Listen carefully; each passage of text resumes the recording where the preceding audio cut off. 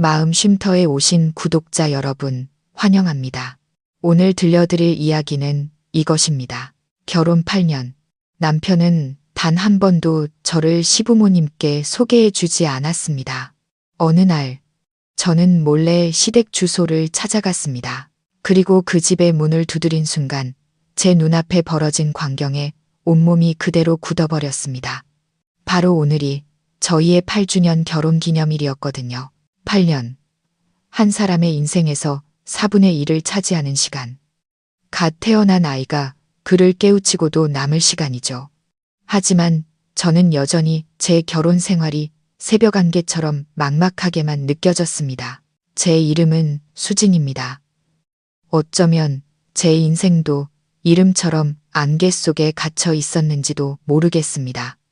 저는 촛불과 꽃, 그리고 남편 지훈 씨가 가장 좋아하는 레드 와인으로 근사한 저녁 식사를 준비했습니다. 이 기회를 빌려 우리 두 사람 사이에 점점 차가워지는 감정을 다시 데워보고 싶었거든요. 지훈 씨는 평소보다 늦은 저녁 7시에 집에 돌아왔습니다. 그는 넥타이를 느슨하게 풀며 피곤한 기색을 감추지 못했습니다. 제가 차린 식탁을 힐끗 보더니 단 1초 만에 시선을 거두며 말하더군요. 뭐하러 돈 쓰게 이런 걸 준비했어? 그의 말은 한겨울 찬물처럼 제가 애써 지피려던 작은 불씨를 단번에 꺼뜨렸습니다. 저는 억지로 미소를 지으며 다정한 목소리를 유지하려 애썼습니다. 그래도 우리 8주년이잖아. 얼른 씻고 와. 저녁 먹자. 식사는 침묵 속에서 이루어졌습니다. 오직 접시에 부딪히는 포크와 나이프 소리만이 귀를 날카롭게 파고들었죠. 이 침묵은 지난 몇 년간 우리 집의 익숙한 풍경이 되어버렸습니다. 남편은 고개를 숙인 채 밥만 먹었고 가끔씩 스마트폰으로 업무 관련 뉴스를 확인했습니다. 저는 제 앞에 앉은 남자를 바라보았습니다. 한때 온 마음을 다해 사랑했던 남자. 제 남편으로 선택했던 그 사람이 이제는 무서울 정도로 낯설게 느껴졌습니다. 지난 8년간 저는 아내로서의 역할을 충실히 해왔습니다. 살림도 완벽했고 대외적으로도 부족함이 없었죠. 하지만 이 결혼 생활에는 제가 결코 건드릴 수 없는 가장 큰 그림자가 있었습니다. 바로 그의 가족이었습니다. 저는 깊은 숨을 한번 들이쉬고 포크를 내려놓았습니다. 이제는 확실히 이야기해야 할 때라고 결심했습니다. 지훈 씨, 할 얘기가 있어. 지훈 씨는 고개를 들었지만 시선은 여전히 스마트폰 화면에 고정되어 있었습니다. 응, 해봐. 저는 최대한 평온한 목소리로 말했습니다. 다음 달이 아버님 기일이잖아. 8년이나 됐는데 이제는 나도 파주에 한번 내려가서 아버님께 향이라도 하나 피워야 하지 않을까 싶어. 나도 이 집 며느리인데. 지훈 씨의 말에 따르면 그의 아버지는 5년 전에 돌아가셨습니다. 하지만 그 5년 동안 저는 단 한 번도 그의 고향에 내려가 며느리의 도리를 다할 수 없었습니다. 파주라는 두 글자를 듣자마자 지훈 씨는 스마트폰을 테이블에 탁 소리가 나게 내려놓았습니다. 그는 미간을 찌푸리며 짜증 섞인 목소리로 말했습니다. 내가 몇 번이나 말했어. 어머니 건강도 안 좋으시고 워낙 보수적이셔서 낯선 사람 만나는 거 불편해 하신다고. 당신 거기 내려가 봤자 어머니만 더 피곤하게 만드는 거야. 저는 씁쓸하게 되받아쳤습니다. 하지만 난 당신 아내지. 낯선 사람이 아니잖아. 8년이면 옆집 이웃도 얼굴을 익히는데 어떻게 시어머니가 며느리를 못 만나? 지훈 씨는 언성을 높이기 시작했습니다. 우리 엄마는 다른 분들과 달라. 1년 내내 몸이 안 좋으셔서 거동도 불편하고 누구 와서 귀찮게 하는 거 싫어하신다고. 당신은 그냥 서울에서 우리 생활이나 잘하면 되는 거야. 더는 나 좀 힘들게 하지 마. 내가 당신을 힘들게 한다고. 저는 실소를 터뜨렸지만 눈물은 이미 턱 밑까지 차올랐습니다. 지난 8년간 난 내 결혼 생활에서 이방인처럼 살았어. 내 친구들은 다들 시댁이랑 왕래하는데 나만 시부모님과 찍은 사진 한 장 없어. 내 기분이 어떨지 생각해 본 적 있어? 지훈 씨는 길게 한숨을 쉬었습니다. 그는 자리에서 일어나 창가로 걸어가더니 제게 등을 돌린 채 말했습니다. 쓸데없는 생각하지 마. 고향 집안일은 내가 알아서 할게. 나 피곤해서 먼저 들어간다. 그는 저를 혼자 남겨두고 방으로 들어가 버렸습니다. 차갑게 식어버린 기념일 저녁 식사처럼 제 마음도 꽁꽁 얼어붙었습니다. 저는 오랫동안 그 자리에 앉아 가물거리다 쓰러져가는 촛불을 바라보았습니다. 8년의 결혼 생활 동안 저는 그저 아내라는 이름표를 단 타인이었다는 것을 깨달았습니다. 저는 말없이 식탁을 치웠습니다. 정성껏 만든 음식들은 거의 그대로 남아 있었죠. 저는 그 음식들을 모두 쓰레기 봉투에 쏟아부었습니다. 마치 의미 없이 흘러가 버린 제 8년의 청춘을 버리고 싶은 것처럼요. 그날 밤 저는 지훈 씨에게 등을 돌리고 누워 잠든 척했지만 눈물은 조용히 베개를 적셨습니다. 8년 전 우리의 결혼식 기억이 갑자기 생생하게 떠올랐습니다. 그건 아주 급하게 그리고 아주 단출하게 치러진 결혼식이었습니다. 저는 흔한 웨딩 사진 한 장 제대로 찍지 못했고 그날 입었던 웨딩드레스도 제가 직접 대여한 것이었죠. 제가 시부모님에 대해 물었을 때 그는 두 분 모두 고향에서 편찮으셔서 서울에 올라오실 수 없다고 했습니다. 나중에 건강이 좋아지시면 꼭 저를 데리고 내려가 인사시키겠다고 약속했죠. 그 약속을 저는 8년 내내 기다렸습니다. 제 결혼식은 이상할 정도로 썰렁했습니다. 시댁 쪽 친척은 아무도 없었고 지훈 씨의 친한 친구 몇 명만이 자리를 지켰습니다. 저는 스스로를 위로했습니다. 서로 사랑하기만 하면 그런 형식적인 건 중요하지 않아. 하지만 그건 제 착각이었습니다. 제 의심이 하루 이틀 사이에 생긴 것은 아니었습니다. 그 의심은 아주 오래전부터 지훈 씨의 정기적인 출장에서부터 시작되었습니다. 그는 매달 5일만 되면 의뢰 가방을 싸서 2박 3일 일정으로 집을 나섰습니다. 처음에는 지방 거래처를 만나러 간다고 했습니다. 저는 한치의 의심도 없이 그 말을 믿었죠. 하지만 마치 생체 주기처럼 하루도 틀리지 않는 그 규칙성이 무언가 잘못되었다는 느낌을 주기 시작했습니다. 무슨 출장이 그렇게 주기적으로 있단 말인가요? 이번에도 그가 주말에 출장을 가야 한다고 했을 때 저는 그의 옷가지를 가방에 챙겨주었습니다. 마지막 셔츠를 접어 넣으려던 순간 침대 밑 깊숙한 곳에 숨겨진 아주 큰 상자가 눈에 띄었습니다. 호기심에 상자를 꺼내보니 그건 아주 정교하고 비싼 레고 우주선 모델이었습니다. 저는 그 모델을 알고 있었습니다. 가격이 100만 원에 가까웠죠. 제가 놀라서 물었습니다. 이거 누구 주려고 이렇게 큰 걸 샀어? 욕실에 있던 지훈 씨가 나와 제가 레고 상자를 들고 있는 것을 보더니 순간 당황한 기색이 역력했습니다. 그는 서둘러 변명했습니다. 아, 이거 팀장님 아들 주려고. 그 녀석 곧 생일인데 이걸 엄청 좋아하거든. 이럴 때 윗사람한테 잘 보여야지. 안 그래? 저는 어색하게 웃었지만 마음속에는 큰 물음표가 떠올랐습니다. 어떤 상사 아들이기에 이렇게까지 챙긴단 말인가? 지훈 씨는 아부를 잘하는 성격이 아니었고 그의 월급 수준이 상사 아들 생일 선물로 100만 원을 선뜻 쓸 만큼 넉넉하지도 않았습니다. 저는 상자를 제자리에 놓으며 말했습니다. 선물이 너무 비싸다. 괜히 다른 생각하신다고 오해하시겠어. 지훈 씨는 허 웃으며 말했습니다. 당신은 걱정이 너무 많아. 자, 가방 이리 줘. 나머진 내가 쌀게. 당신은 나가서 좀 쉬어.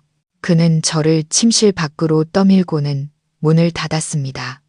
그 수상한 태도는 제 의심을 더욱 키웠습니다.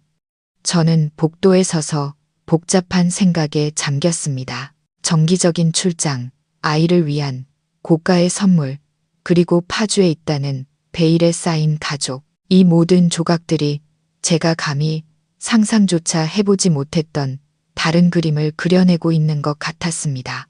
지훈 씨는 5일 이른 아침에 출장을 떠났습니다. 넓은 집은 갑자기 텅 비어 무섭도록 춥게 느껴졌습니다. 저는 우리가 보금자리라고 부르는 이 아파트 안을 배회했지만 마치 하숙생이 된 기분이었습니다. 100만 원짜리 레고에 대한 의심이 머릿속을 떠나지 않았습니다. 저는 내가 너무 예민한가 봐.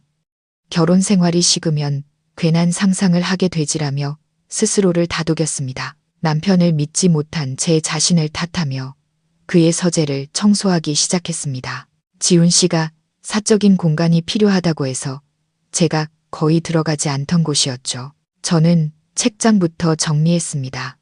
지훈 씨는 꽤나 어수선한 사람이어서 책과 회사 서류들이 뒤죽박죽 섞여 있었습니다. 먼지 쌓인 낡은 서류 뭉치를 정리하려다 손을 잘못 놀려 서류 더미 전체를 바닥에 쏟고 말았습니다. 종이들이 사방으로 흩날렸습니다. 저는 한숨을 쉬며 그것들을 줍기 시작했습니다.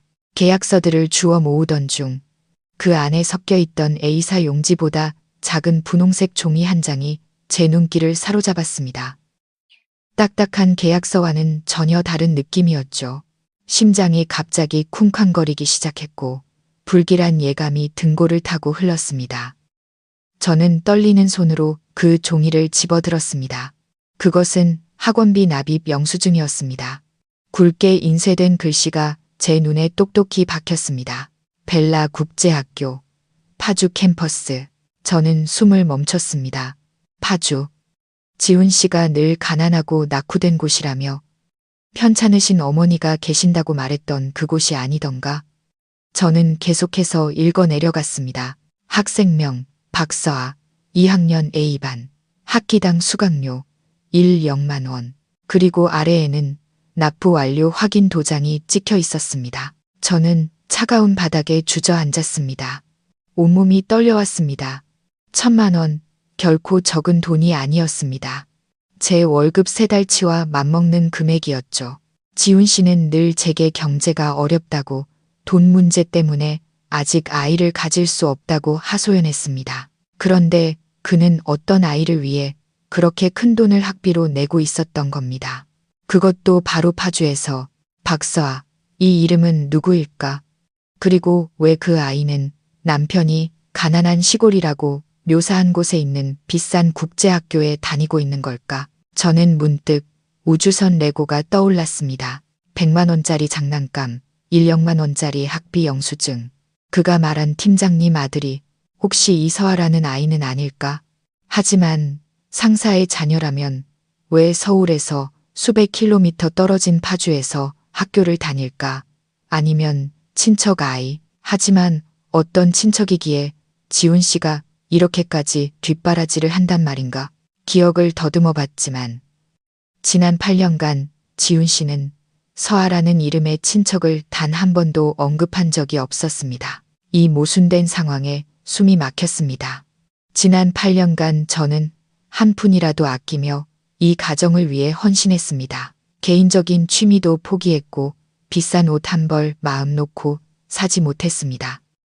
그런데 그는 그 돈으로 무엇을 하고 있었던 걸까요? 누구를 위해 쓰고 있었던 걸까요? 저는 서둘러 스마트폰을 꺼내 영수증을 선명하게 찍었습니다. 그리고 모든 것을 원래 자리에 돌려놓으며 흔적을 남기지 않으려 애썼습니다.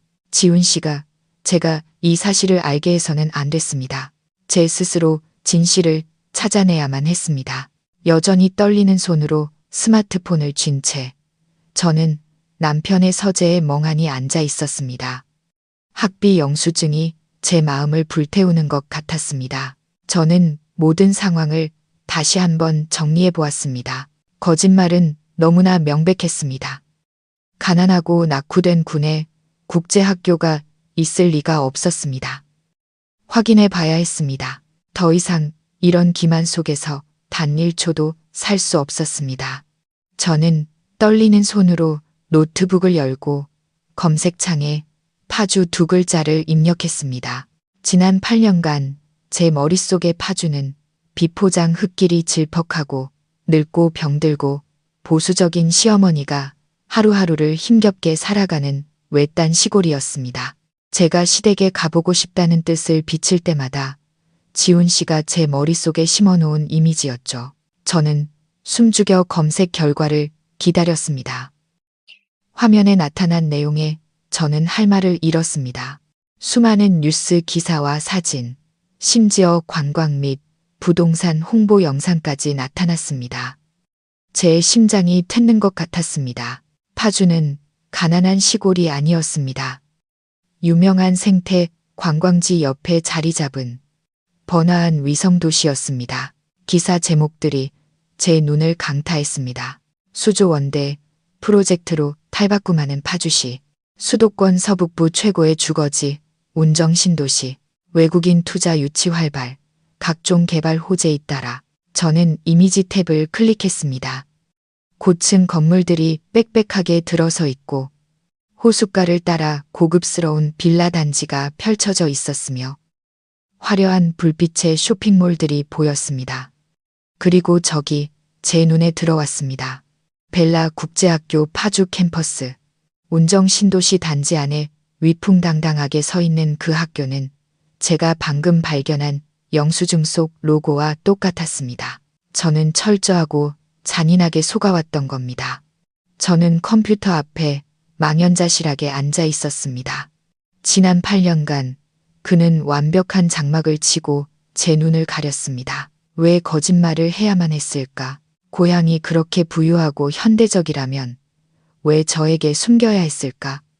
혹시 저를 부끄러워했던 걸까? 평범한 출신의 아내가 그곳에 발을 들일 자격이 없다고 생각한 걸까? 아니면 제가 어머니의 삶을 방해할까봐 두려웠던 걸까? 저는 울음을 터뜨렸습니다. 억울함과 배신감에 눈물이 쏟아졌습니다. 질투 때문이 아니었습니다. 지난 8년간 사랑하는 사람에게 조종당한 바보가 된 것 같아 눈물이 났습니다. 그가 말했죠. 어머니는 보수적이라 낯선 사람을 만나기 싫어하셔. 설마 그 낯선 사람이 법적인 며느리인 바로 저를 의미했던 걸까요? 가슴이 찢어질 듯 아팠습니다. 저는 심호흡을 하며 눈물을 닦았습니다. 지금은 약하게 울고 있을 때가 아니라는 것을 깨달았습니다. 진실 전부를 알아야 했습니다. 파주가 부유하다면 그의 부모님은 대체 어떤 분들일까? 왜 아버지의 죽음에 대해 거짓말을 했을까? 왜 어머니는 저를 만나고 싶어 하지 않을까? 그리고 박서아라는 저 아이는 도대체 누구일까?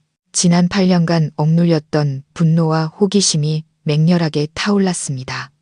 더 이상 가만히 앉아 있을 수 없었습니다. 파주에 대한 진실은 밝혀졌지만 그것은 수천 개의 새로운 질문을 낳았을 뿐입니다. 더 많은 증거를 찾아야 했습니다. 저는 지훈 씨의 서재로 달려가 주위를 둘러보았습니다. 문득 그의 책상 맨 아래 서랍이 떠올랐습니다. 그 서랍은 항상 잠겨 있었습니다. 청소하다가 무심코 만져본 적도 몇 번 있었고 호기심에 그 안에 무엇이 들었냐고 물어본 적도 있었죠. 그는 그저 웃으며 제 머리를 쓰다듬고는 말했습니다. 회사 1급 비밀 문서야. 절대 보면 안 돼. 다정하면서도 단호한 그의 말투에 저는 그 말을 철석같이 믿었습니다.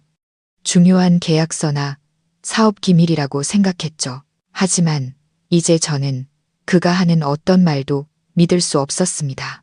그 서랍에는 분명 무언가 있었습니다. 저에게는 열쇠가 없었습니다. 저는 침실로 달려가 잡동사니 상자를 뒤져 머리핀 하나를 꺼냈습니다. 핀을 구부려 영화에서 본 것처럼 자물쇠 구멍을 쑤셔보았지만 꿈쩍도 하지 않았습니다. 무력감에 더욱 화가 치밀었습니다. 결국 저는 열쇠 수리공을 부르기로 했습니다. 인터넷에서 출장, 열쇠, 수리 업체를 찾아 중요한 서류 서랍 열쇠를 잃어버렸으니 급히 열어달라고 거짓말을 했습니다. 다행히 30분 만에 젊은 기사님이 도착했습니다. 그는 아주 전문적으로 몇 번의 조작만으로 완고하던 자물쇠를 열었습니다. 저는 돈을 지불하고 서둘러 그를 배웅한 뒤 방으로 달려와 문을 잠갔습니다. 심장이 미친 듯이 뛰었습니다. 떨리는 손으로 서랍을 열었습니다. 안에는 빼곡한 글씨의 회사 서류가 아니었습니다. 맨 위에는 무섭도록 익숙한 붉은색 표지의 서류철이 있었습니다. 저는 떨면서 그것을 집어들었습니다. 부동산 등기부 등본. 저는 그것을 펼쳤습니다. 온몸에 피가 차갑게 식는 것 같았습니다. 주소는 파주시 운정신도시 꽃길 18번지, 그리고 소유자란에는 박건우, 김미경이라는 이름이 적혀 있었습니다. 박건우, 김미경, 바로 지훈 씨가 제게 말해줬던 시아버지와 시어머니의 이름이었습니다. 저는 그 자리에 얼어붙었습니다. 그의 아버지는 5년 전에 돌아가셨다고 했습니다. 그런데 왜 아직 등기부 등본에 이름이 남아있는 걸까? 낡은 서류라서 그런가? 하지만 왜 이렇게까지 굳게 잠가두어야 했을까? 등기부 등본 아래에는 몇 장의 은행 서류와 낡아서 누렇게 변한 메모지 한 장이 있었습니다. 지훈 씨의 익숙한 필체가 보였습니다. 운정신도시 꽃길 18, 파주. 바로 이거였습니다. 이것이 그의 진짜 가족 주소였습니다. 그가 언젠가 얼버무렸던 막연한 시골 주소가 아니었습니다. 저는 바닥에 주저앉았습니다. 역겨운 감정이 목구멍까지 차올랐습니다. 그는 너무나 정교한 연극을 꾸몄습니다. 부모님 명의로 된 파주에 호화로운 빌라가 있었고 그곳에 사는 아이의 국제학교 학비를 내주고 있었습니다. 그런데 그의 8년차 아내인 저는 완벽하게 눈이 가려져 있었던 겁니다. 저는 서둘러 등기부 등본과 메모지를 모두 사진으로 찍었습니다. 그리고 모든 것을 조심스럽게 제자리에 돌려놓았습니다. 아까 그 기사님이 새 자물쇠로 바꿔주고 열쇠를 주었기에 저는 서랍을 원래대로 잠갔습니다. 저는 깨달았습니다. 그는 단지 저를 속인 것이 아니었습니다. 그는 아마도 이중 생활을 하고 있었던 겁니다. 며칠 후 지훈 씨는 정기적인 출장에서 돌아왔습니다. 그는 여전히 피곤한 얼굴로 힘든 업무와 까다로운 고객에 대해 불평을 늘어놓았습니다. 자기 집에서 곧 폭풍이 몰아칠 것이라는 사실은 꿈에도 모른 채 말이죠. 그의 어색한 미소와 익숙한 불평을 들으며 제 마음은 무섭도록 공허해졌습니다. 이 남자와 8년을 함께 살았지만 저는 그를 한 번도 제대로 이해한 적이 없었던 것 같습니다. 다행히 바로 다음 주 회사에서 지훈 씨를 진짜 출장 보냈습니다. 부산으로 5일간 시장 조사를 가는 것이었는데 제가 그의 옷을 다려주다 우연히 회사 출장 명령서를 보게 되었습니다. 이것이야말로 하늘이 준 기회였습니다.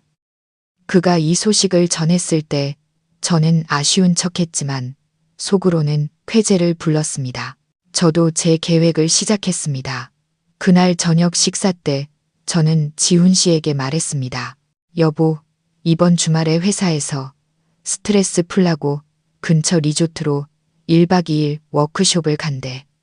나 신청해도 될까? 요즘 너무 스트레스 받아서. 지훈 씨는 아마 자신의 출장 생각에 빠져 있었거나 아니면 제가 집에 없는 것을 반겼는지 즉시 고개를 끄덕였습니다. 응, 다녀와. 가서 바람 좀 쐬고 와. 당신 요즘 안색도 안 좋아 보여. 저는 짐을 쌌습니다.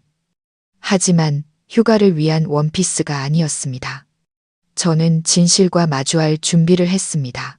금요일 아침 지훈 씨가 부산으로 떠나자마자 저는 곧장 버스를 탔습니다. 파주로 갈 것이었습니다. 꽃길 18번지의 그 집이 도대체 어떤 곳인지 알아야 했습니다. 시부모님은 정말 살아계신지, 그리고 그 보수적이고 병약한 시어머니는 어떤 모습인지 말입니다. 가는 길에 저는 고급 수입 과일 가게에 들렀습니다. 처음으로 시댁에 인사드리러 가는 며느리의 모습으로 가장 당당하게 보이고 싶었습니다. 저는 가장 비싼 선물 세트를 골랐습니다. 지훈 씨의 말처럼 늙고 병약한 분이 드시고 기운을 차릴 만한 신선한 과일들로 가득 찬 바구니였죠. 블랙 사파이어 포도, MB 사과, 한국배, 이 선물 바구니에만 30만 원 가까이 썼습니다. 화려한 선물 바구니를 보며 저는 스스로를 비웃었습니다. 내가 지금 무슨 짓을 하고 있는 걸까? 지훈 씨의 거짓말에 대한 증거를 손에 쥐고 있었지만 마음 깊은 곳에서는 여전히 가느다란 희망의 불씨가 꺼지지 않고 있었습니다. 혹시 무슨 오해가 있는 건 아닐까 하고요. 그곳에 도착했을 때 부유한 집에 사는 까다롭고 도도한 시어머니를 만나게 되기를 바랐습니다. 그래서 그가 저의 평범한 집안 배경 때문에 자격지심을 느껴 저를 숨겨왔던 것이기를요. 설령 그것이 진실이라 해도 받아들일 수 있었습니다. 제가 두려운 것은 제가 오랫동안 생각해온 최악의 시나리오가 바로 진실일까 봐 두려웠습니다. 떠나기 전날 밤, 저는 거의 잠을 이루지 못했습니다. 수천 가지 질문이 머릿속을 맴돌았습니다. 지난 8년간 나에게 무슨 잘못이 있었을까? 내가 부족해서, 예쁘지 않아서, 부유하지 않아서 그가 나를 이렇게 대했던 걸까? 다음 날 아침, 저는 가방을 들고 조용히 우리 집을 나섰습니다. 무거운 과일 바구니와 그보다 몇 배는 더 무거운 마음을 안고 파주로 가는 첫 차에 몸을 실었습니다.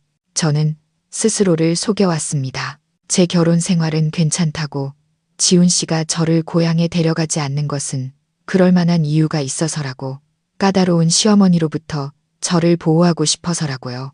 저는 머릿속으로 파주의 모습을 그려보았습니다. 붉은 흙먼지가 날리는 비포장도로, 양옆으로는 논밭이 펼쳐져 있고 시부모님의 집은 분명 낡고 허름한 단층집일 것이라고요. 그리고 병약한 그의 어머니는 대청마루에 앉아 의심의 눈초리로 저를 쳐다볼 것이라고요. 저는 그런 경멸을 받을 각오가 되어 있었습니다. 그가 여전히 나를 사랑하기만 한다면 조금 참는 것은 괜찮다고 스스로에게 다짐했습니다. 버스가 1시간 남짓 달려 터미널에 멈췄습니다. 파주 시외 버스터미널에 오신 것을 환영합니다라는 큰 간판이 눈에 들어왔습니다. 저는 버스에서 내렸습니다. 하이힐을 신은 발이 조금 휘청거렸지만 저를 비틀거리게 한 것은 신발이 아니라 눈앞의 광경이었습니다. 붉은 흙길은 어디에도 없었습니다.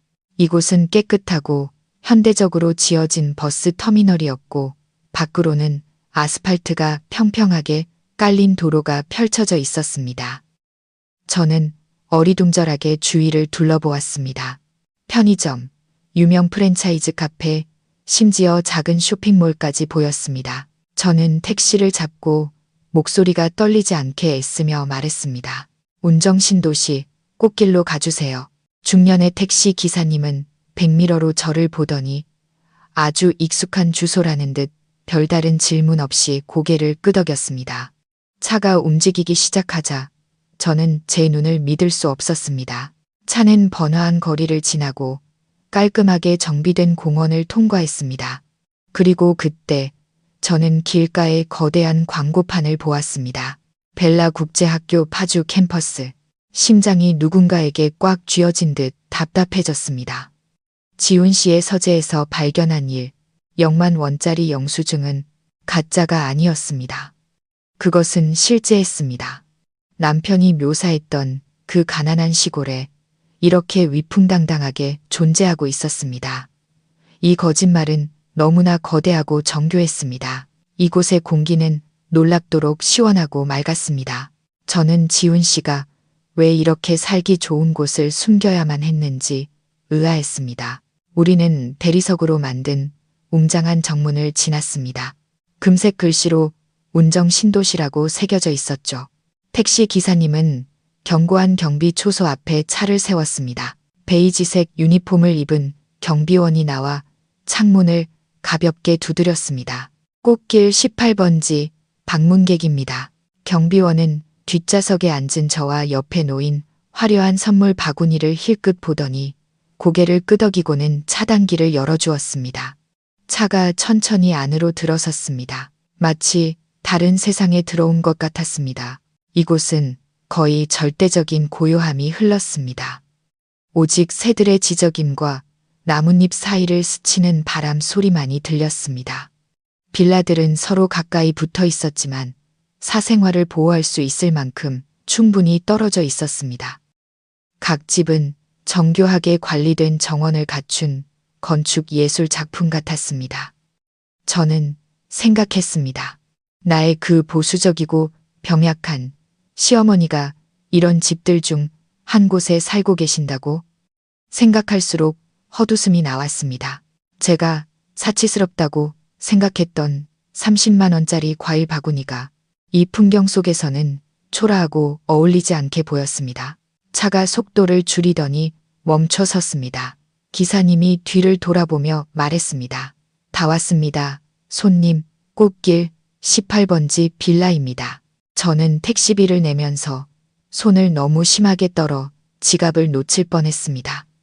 깊은 숨을 한번 들이쉬고 과일 바구니를 안고 차에서 내렸습니다. 저는 18번지 집 앞에 섰습니다. 그 집은 제가 상상했던 것보다 훨씬 더 화려했습니다. 고전적인 프랑스 건축 양식의 3층짜리 크림색 빌라였습니다. 검은색의 정교한 철제 대문은 견고하고 위엄이 넘쳤습니다. 안쪽으로는 온갖 종류의 장미가 만발한 정원이 보였습니다. 저는 그 자리에 넋을 잃고 서 있었습니다. 이 집은 아마 수십억 원은 좋게 나갈 것 같았습니다. 이곳이 지훈 씨가 자란 곳일까? 아니면 그의 부모님이 노후를 보내는 곳일까? 만약 그들이 이 정도로 부유하다면 왜 그는 서울에서 저와 평범한 삶을 살아야 했을까? 왜 우리가 첫 아파트를 살 때 우리 집에 재정적 지원을 받아야 했을까? 질문들이 꼬리에 꼬리를 물고 제 마음을 파고들었고 점점 더 두려워졌습니다. 제가 곧 마주할 진실은 부유함에 대한 거짓말보다 훨씬 더 끔찍할지도 모른다는 예감이 들었습니다. 저는 심호흡을 하며 미친 듯이 뛰는 심장을 진정시키려 애썼습니다.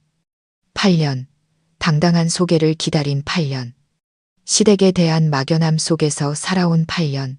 오늘 저는 제 손으로 그 비밀의 장막을 걷어낼 것입니다. 그 뒤에 무엇이 있든 상관없었습니다. 제 떨리는 손이 정교하게 조각된 구리 초인종으로 향했습니다. 차갑고 무거운 손가락으로 버튼을 눌렀습니다. 맑고 청아한 딩동 소리가 울려 퍼졌습니다. 그 소리는 맑았지만 제게는 곧 닥칠 폭풍을 알리는 천둥 소리처럼 들렸습니다. 저는 숨을 죽이고 귀를 기울였습니다. 공간은 여전히 무서울 정도로 조용했습니다. 바람 소리, 새 소리, 그리고 제 심장 소리만이 들렸습니다. 10초, 30초. 그때 안에서 발소리가 들려왔습니다. 가벼운 발걸음이 빌라 안쪽에서 다가오고 있었습니다. 저는 어색한 미소와 인사를 준비했습니다. 늙고 병약한 할머니, 혹은 부유하고 도도한 사모님을 맞이할 준비를요. 하지만 제 앞에 나타난 사람은 저를 그 자리에 얼어붙게 만들었습니다. 문 앞에 서 있는 사람은 노부인이 아니었습니다. 저와 나이가 비슷하거나 조금 더 어려 보이는 젊은 여자였습니다. 그녀는 길고 검은 머리를 어깨까지 늘어뜨린 아주 온화하고 복스러운 인상의 미인이었습니다. 심플한 크림색 실크 홈웨어를 입고 있었지만 우아하고 고급스러운 분위기가 풍겼습니다.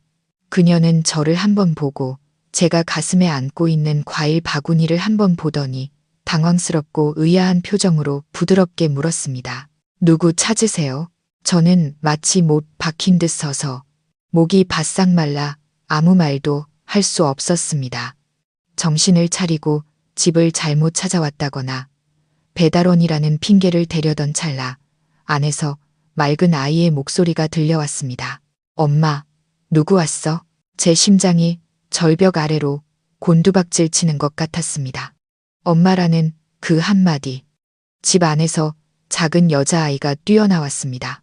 아이는 분홍색 공주 드레스를 입고 있었고 부드러운 머리카락을 양 갈래로 예쁘게 묶고 있었습니다. 아이는 여자에게 달려가 다리를 붙잡고는 몸을 반쯤 숨긴 채 크고 동그란 검은 눈으로 저를 호기심 어리게 쳐다보았습니다. 그 눈, 저는 숨이 부섰습니다. 그 눈은 지훈 씨와 똑 닮아 있었습니다. 그리고 작고 예쁜 인매도요. 아이가 살짝 미소 지을 때 그것은 마치 제 남편의 축소판 같았습니다. 그 순간 제 세상이 무너져 내렸습니다. 8년.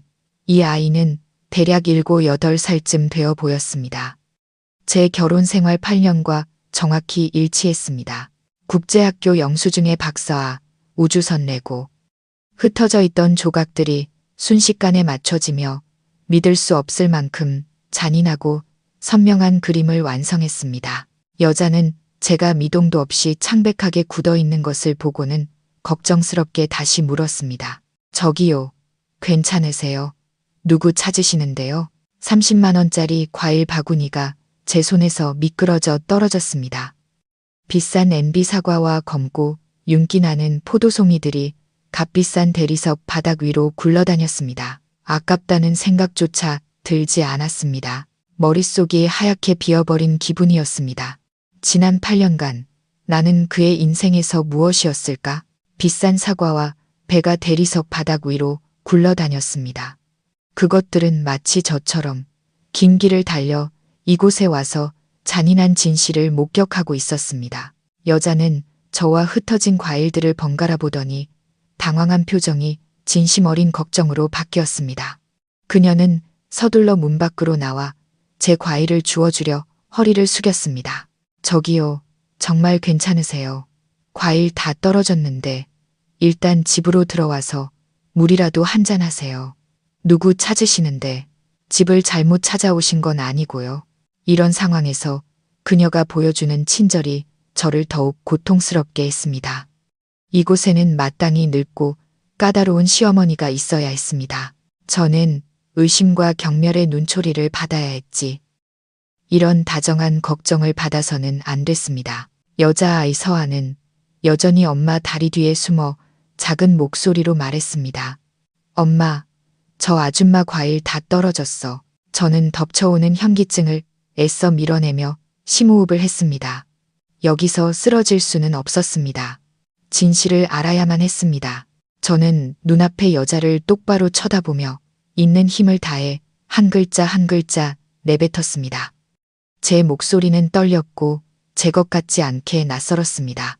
저 집 잘못 찾아온 거 아니에요. 박건우 어르신이나 아니면 지훈 씨 좀 만나러 왔어요.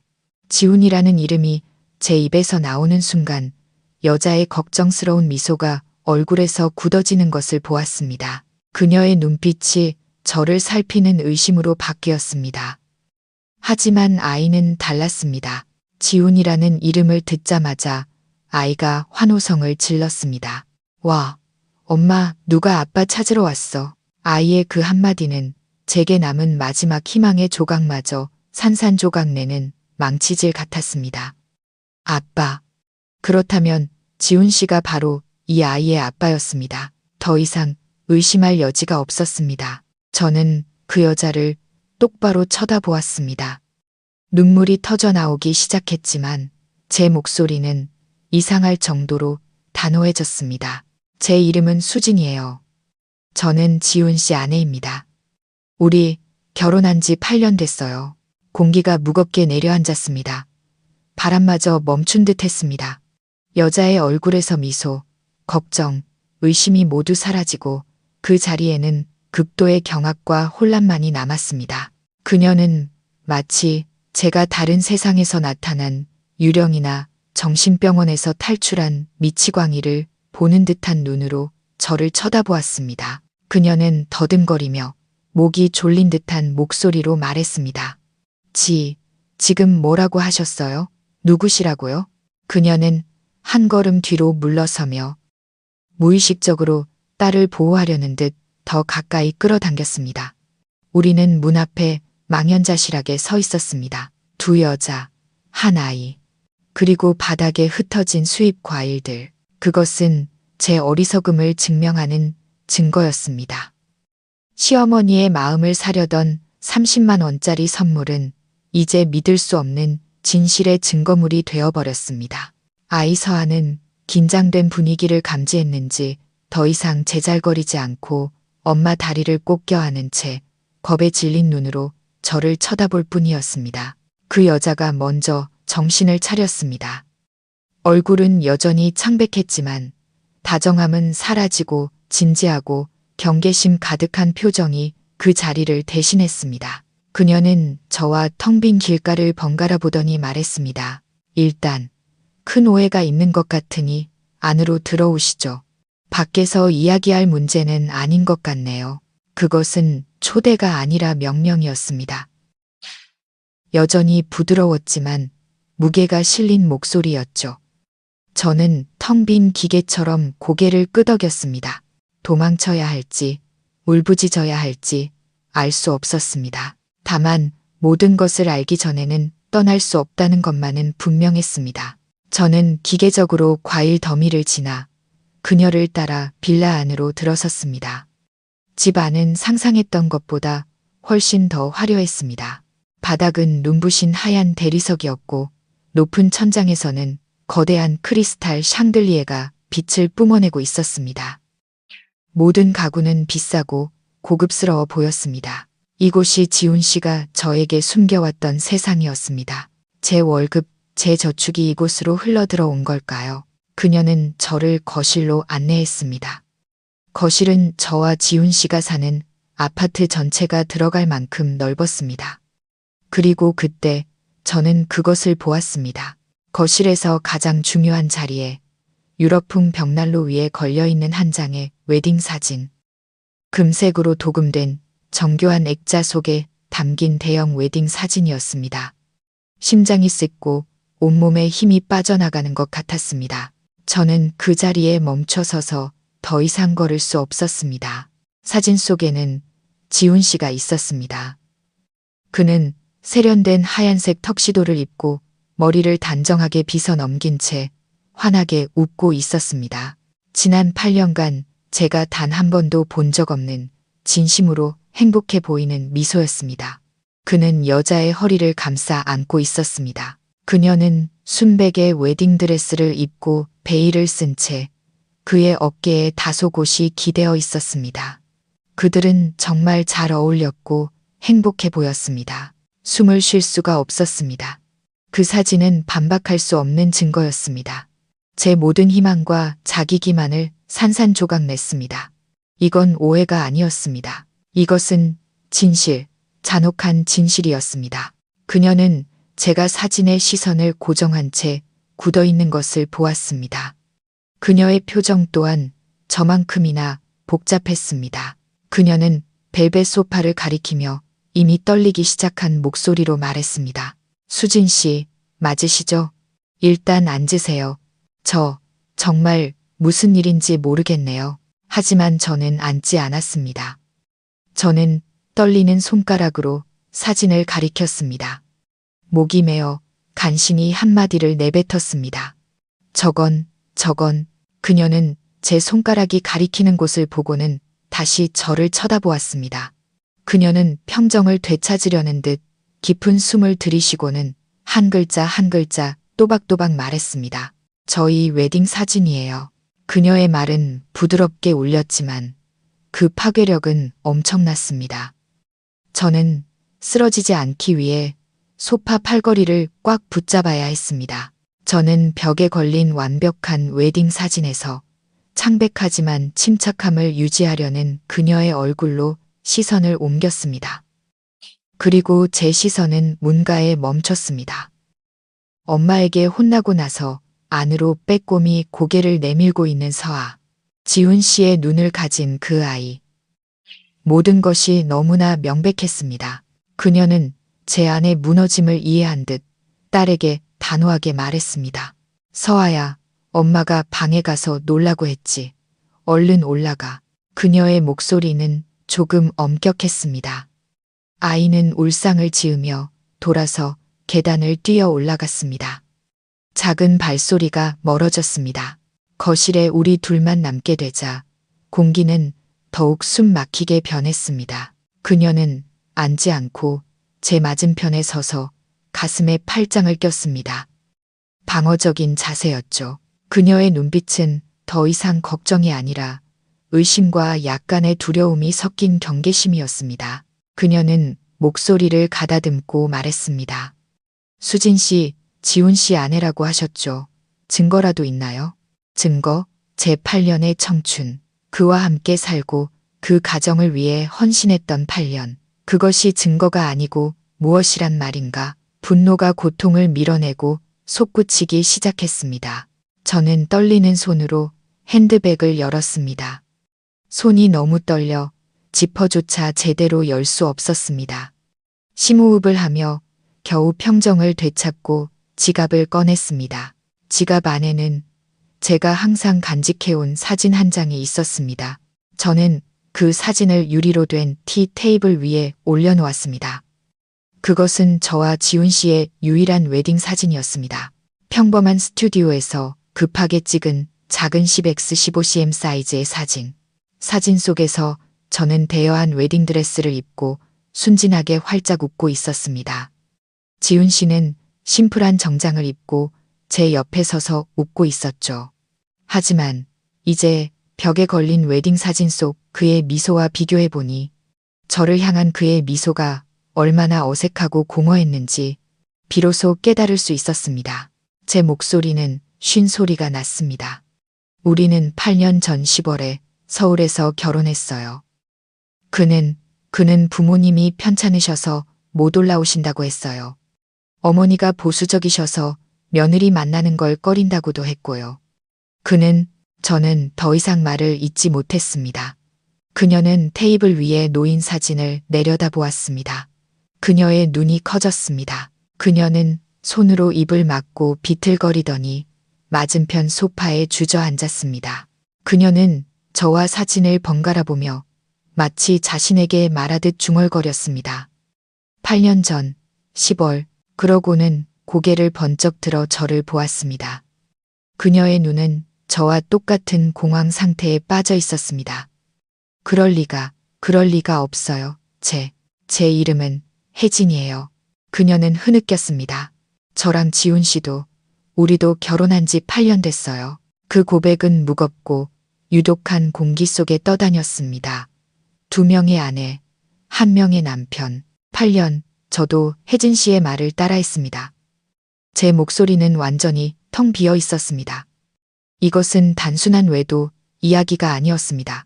그가 저에게 실증이 나서 다른 사람을 찾은 것이 아니었습니다. 이것은 철저히 계획된 평행한 기만이었습니다. 값비싼 벨벳 소파에 앉은 혜진 씨는 처음의 침착함과는 달리 저 못지않게 공황 상태였습니다. 그녀의 아름다운 얼굴 위로 눈물이 흐르기 시작했습니다. 그녀는 더 이상 저를 방어하거나 의심하지 않았습니다. 그녀는 마치 같은 참호에 빠진 동지를 보는 눈으로 저를 보았습니다. 그녀는 떨리는 목소리로 물었습니다. 수진 씨, 10월에 결혼하셨다고요? 저는 기계적으로 고개를 끄덕였습니다. 입안이 썼습니다. 네, 10월 20일에요. 혜진 씨는 오열하기 시작했습니다. 그녀는 두 손에 얼굴을 묻고 어깨를 심하게 떨었습니다. 그녀의 울음소리가 호화로운 거실의 정적을 갈랐습니다. 그녀는 흐느끼며 말했습니다. 맙소사. 우리는 8월에 결혼했어요. 8월 15일에 수진 씨보다 겨우 2달 먼저요. 2달.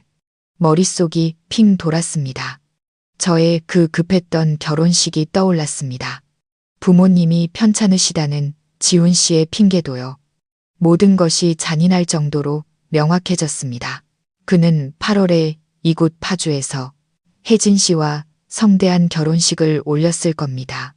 부모님과 친척들의 축복 속에서요. 그리고 불과 2달 뒤 서울에서 저와 단출한 결혼식 연극을 꾸민 겁니다. 부모님이 편찮다는 핑계로 그들의 부재를 덮으면서요. 맙소사. 이 남자는 사람이 아니었습니다. 그는 악마였습니다. 치밀하게 계산하고 지독히도 잔인한 악마. 그는 지난 8년간 두 개의 삶을 동시에 살아왔던 겁니다. 혜진 씨는 눈물범벅이 된 얼굴을 들었습니다. 그녀는 고통과 절망이 가득한 눈으로 저를 보았습니다. 그 사람은 저한테 서울에서 대기업 프로젝트 팀장으로 일한다고 했어요. 일이 너무 바쁘고 스트레스가 심해서.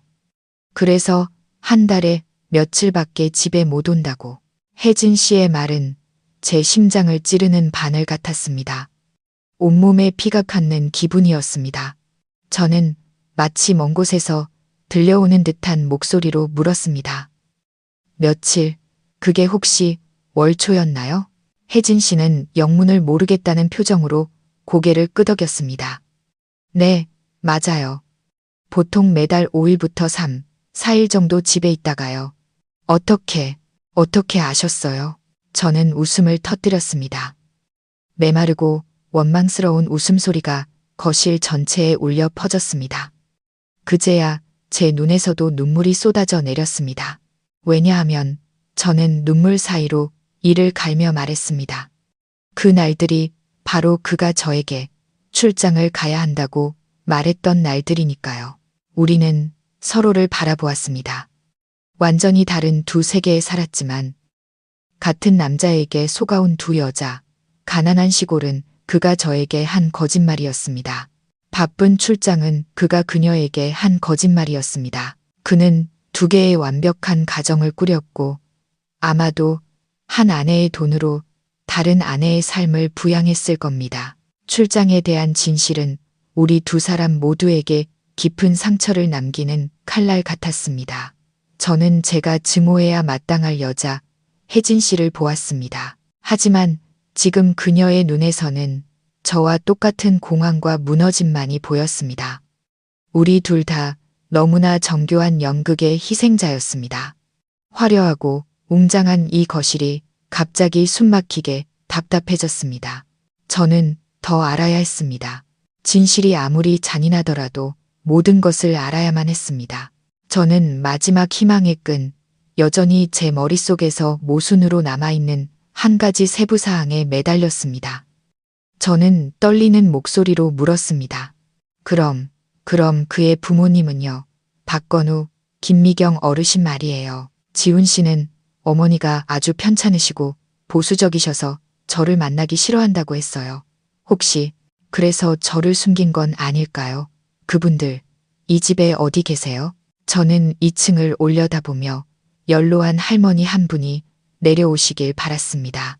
하지만 혜진 씨는 저보다 더 혼란스러운 눈으로 저를 보았습니다. 그녀는 더듬거리며 말했습니다. 부모님, 무슨 부모님이요?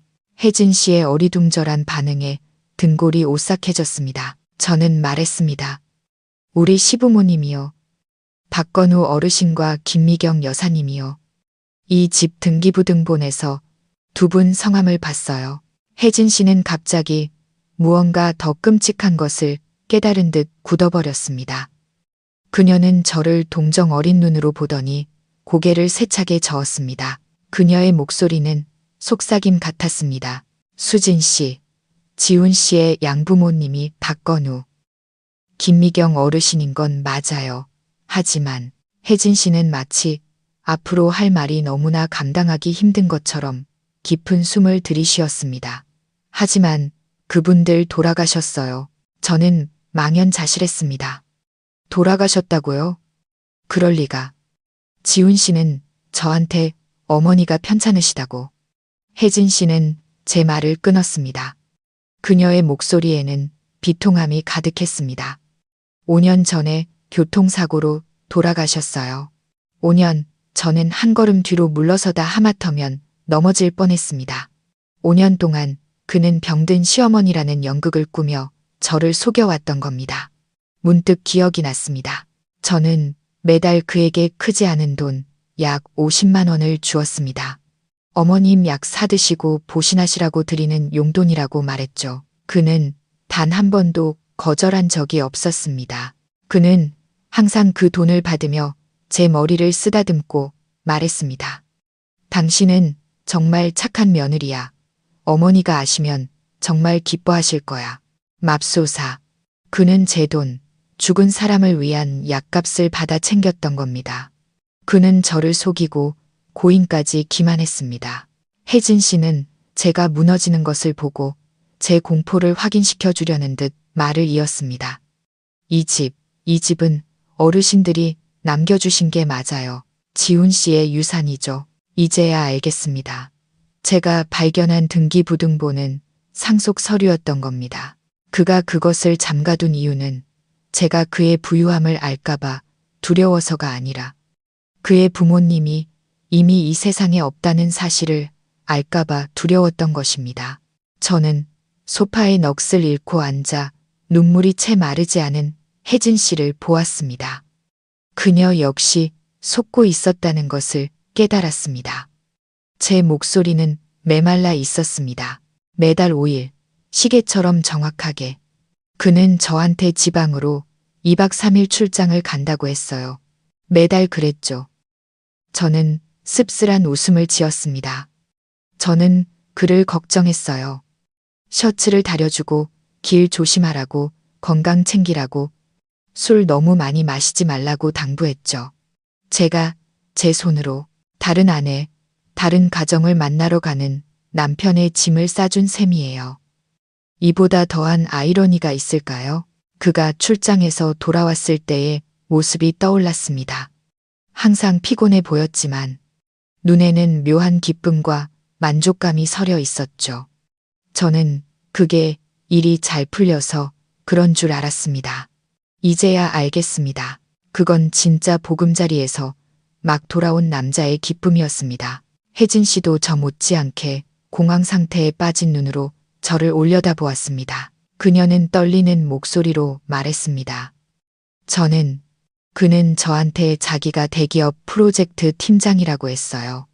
서울에서의 일이 너무 스트레스 받고 힘들어서 매달 5일만 손꼽아 기다린다고요. 집에 와서 쉬고 집밥 먹고 아이랑 놀고 싶다고, 쉬고 싶다고 저는 되뇌었습니다. 그럼 내 세상, 내 아파트, 내 인생이 바로 그가 출장을 가는 곳이었군요. 그리고 당신의 세상. 이 빌라가 그가 집에 와서 쉬는 곳이었고요. 나는 일이었고 당신이 가족이었군요. 지난 8년간 그는 완벽한 이중 생활을 해왔습니다. 서울에서는 성실하게 일하는 남편, 알뜰한 아내를 둔 남자의 역할을 했습니다. 파주에서는 성공한 남편, 아내와 자식을 사랑하는 모범적인 가장의 역할을 했죠. 혜진 씨도 상황을 파악하기 시작했습니다. 그녀는 속삭였습니다. 그럼 그가 야근해야 한다고, 갑자기 손님 접대해야 해서 집에 못 들어온다고 했던 밤들은 수진 씨와 함께 있었던 거군요. 저는 대답 대신 고개를 끄덕였습니다. 우리는 서로를 바라보았습니다. 원래는 불구대천의 원수여야 할 두 여자가 이제는 그 남자의 잔인함을 누구보다 잘 이해하는 유일한 두 명의 피해자가 되어 있었습니다. 우리는 그의 거짓된 삶에 두 조각으로 전락해 버렸습니다. 그는 제 시간을 이용해 그녀에게 보상했고 아마도 제 돈을 이용해 그녀를 위한 가정을 꾸렸을 겁니다. 혜진 씨, 아이 이름이 박서아 맞죠? 혜진 씨는 제가 딸의 이름까지 아는 것을 의아해하며 고개를 끄덕였습니다. 네, 서아 맞아요. 어떻게? 목이 메었습니다. 그렇다면 맞았습니다. 50만 원짜리 영수증은 모르는 사람의 것이 아니었습니다. 저는 떨리는 목소리로 말했습니다. 제가 아이 학비 영수증을 봤어요. 벨라 국제학교 한 학기에 1,000만 원. 그는 저한테 팀장님 아들 학비를 내주는 거라고 했어요. 혜진 씨는 망연자실했습니다. 그녀는 저를 보더니 무언가 깨달은 듯 거실 구석을 가리켰습니다. 그곳에는 붉은색 원목으로 만든 와인 캐비닛 뒤에 포장도 뜯지 않은 큰 상자가 있었습니다. 저는 그것을 즉시 알아보았습니다. 그리고 저 우주선 내고도요. 저는 상자를 가리켰습니다. 그거 100만 원짜리예요. 그것도 팀장님 아들 선물이라고 했어요. 혜진 씨는 벌떡 일어나 방구석으로 달려가 레고 상자를 뚫어지게 쳐다보았습니다. 그리고는 저를 돌아보았죠. 그녀의 눈은 공포로 가득 차 있었습니다. 이래고 지난 5일에 가져왔어요. 서아 생일 선물 미리 주는 거라고. 아이가 너무 좋아했는데 주말에 자기가 돌아오면 그때 뜯게 하겠다고 했어요. 그녀는 비틀거리며 소파로 돌아왔습니다. 그리고 학비. 한 학기에 1,000만 원 맞아요. 자기가 능력이 좋아서 돈을 많이 버니까 딸은 최고의 학교에 보내고 싶다고 했어요. 회사에서 일부 지원도 해준다고 했고요. 맙소사. 그럼 이 모든 게. 혜진 씨는 말을 끝맺지 못했지만 우리 둘 다 이해했습니다.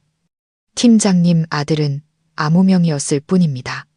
바로 자기 딸을 가리키는 아무명. 그는 우리 돈, 아니 정확히는 제 돈으로 딸의 사치스러운 선물과 비싼 학비를 대고 있었던 겁니다.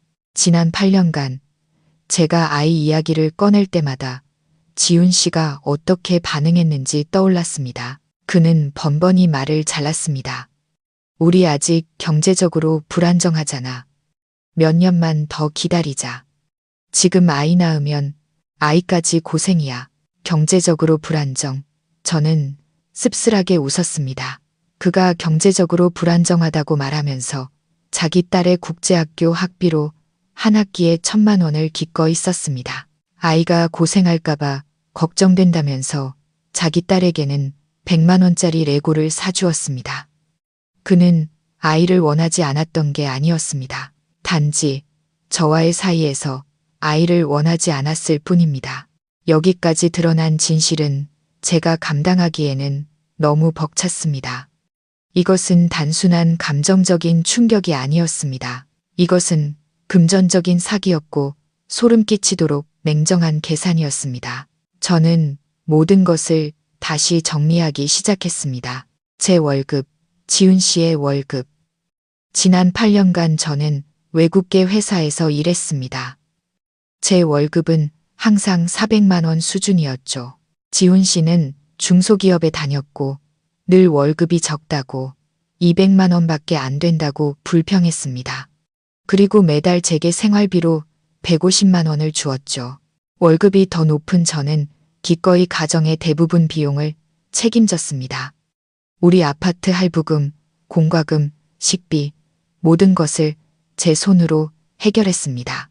저는 그것이 아내의 책임이고 가정을 꾸리기 위한 희생이라고 생각했습니다. 그의 남은 월급과 제 월급의 일부를 우리는 미래를 위해, 나중에 태어날 아이를 위해 함께 저축하고 있다고 믿었습니다. 저는 떨리는 눈으로 혜진 씨를 보았습니다. 마지막 질문을 해야만 했습니다. 혜진 씨, 그는 자기가 대기업 팀장이라고 했다면서요. 그럼 매달 당신과 아이에게 생활비는 꼬박꼬박 줬나요? 혜진 씨는 눈물이 그렁그렁한 채로 고개를 끄덕였습니다. 그녀는 순진하게 말했습니다. 그럼요. 지훈 씨는 저랑 서아를 정말 아껴요. 매달 400만 원씩 줬어요. 생활비랑 서아 학비. 그리고 제가 쇼핑하고 싶은 거 있으면 마음껏 하라고요. 자기는 집에서 아이나 잘 돌보면 된다고, 바깥일은 자기가 다 알아서 하겠다고 했어요. 그리고 혜진 씨는 망설이다 말을 이었습니다.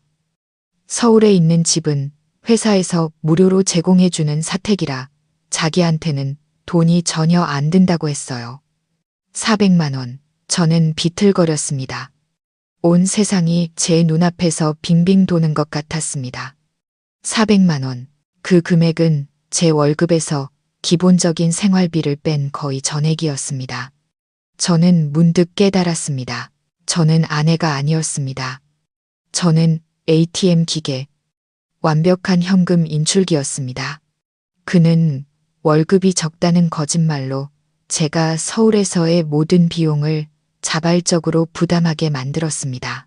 그는 회사에서 집을 제공해 준다는 거짓말로 혜진 씨가 그가 돈 쓸 일이 없다고 믿게 만들었습니다. 그리고 그는 제 월급 전액과 제가 추측컨대 절대 200만 원이 아닐 그의 진짜 월급을 합쳐 이곳에서 혜진 씨와 서아의 호화로운 삶을 부양했던 겁니다. 저는 밥도 하고 빨래도 하고 심지어 그가 출장 갈 때 입을 옷까지 다려주는 ATM 기계였습니다.